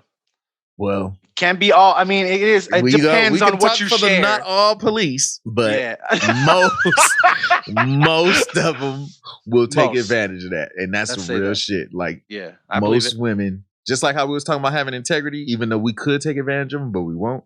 Most women would do that because they could, versus not doing it because they got integrity. And some men can do that shit too, because I've seen that shit. Fucking people's wives and shit. Like oh yeah, huh? Like, you know. So we know. It's a phone. It's a phone. Don't worry, it's a phone. It's a phone. I don't got a piece on me like that. My 9 next to me, my son next to me on the windowsill because I live in fucking the Brentwood. Hey, that shit was funny, man. But I could relate, and man. Man. I'm gonna text Kane right now. Like, yo, I appreciate him, shit, bro. Yeah, he did, man. I really appreciate him, brother. Like, real shit. It was and it's dope because it's like. Just like how you were saying, like, oh dang, Chris had Kurt at the studio. Yeah. And it's like, you like, but he's big dog. And it's like, yeah, but he was little dog back in the day. And then to hear another one of the little dogs talk about his experience from his angle, talking about people that was in Kurt's circle. You know, Noah, he said, Noah pushed me. And I'm thinking like he pushed him out the way, but he said pushed him like, no, go out there. Go do it. Yeah. Go do it, even though you're not ready. And that goes to another principle of success is start before you're ready. Like, man, there was so many gems in there. Like, it was a lot to, when he was talking about the girls with the anime, all that was in there, and it's all. Would you say aim, shoot? Oh, no, we just said point, shoot, ready, fire, aim, instead of ready, aim, fire. Yeah, ready, fire, aim. There you go. Because you could because you got telepathy and you can direct the shit was. Yeah, like that fucking moving shield from that MC, from the RoboCop character. Yeah, freaking, I forgot his name. Dope.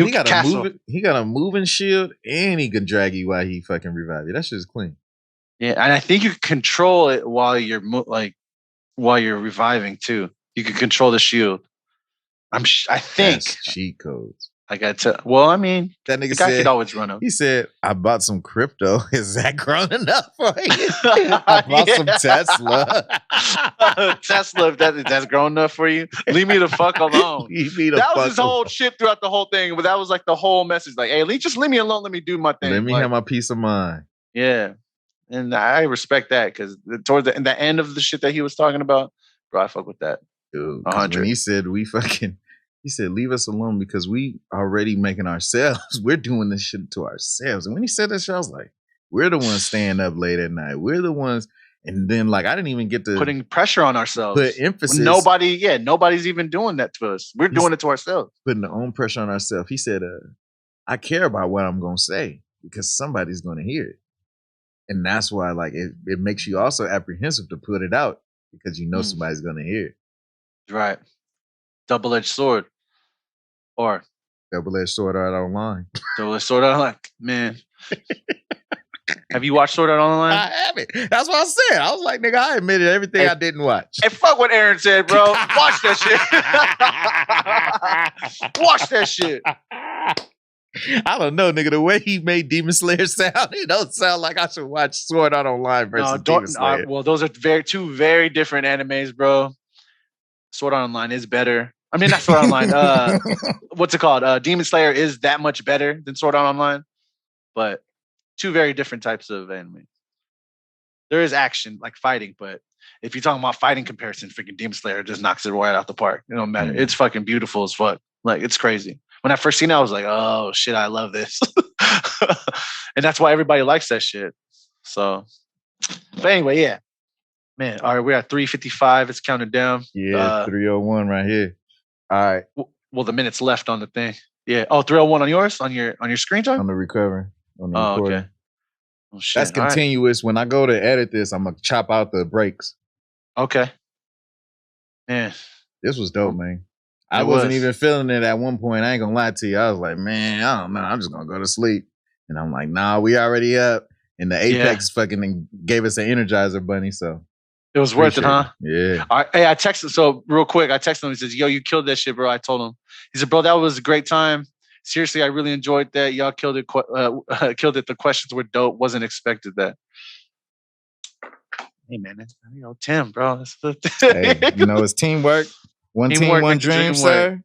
Team make the dream work. So yeah, I like the balance of it, man. We did well. But yeah, all right, man. Signing off, brother.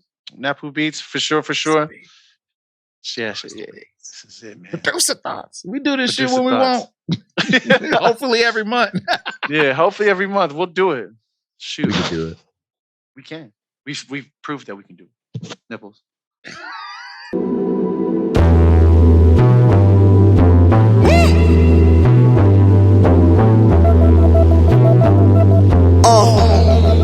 Yo, EP, what the fuck? Bullets through the window, I don't know where I would hide.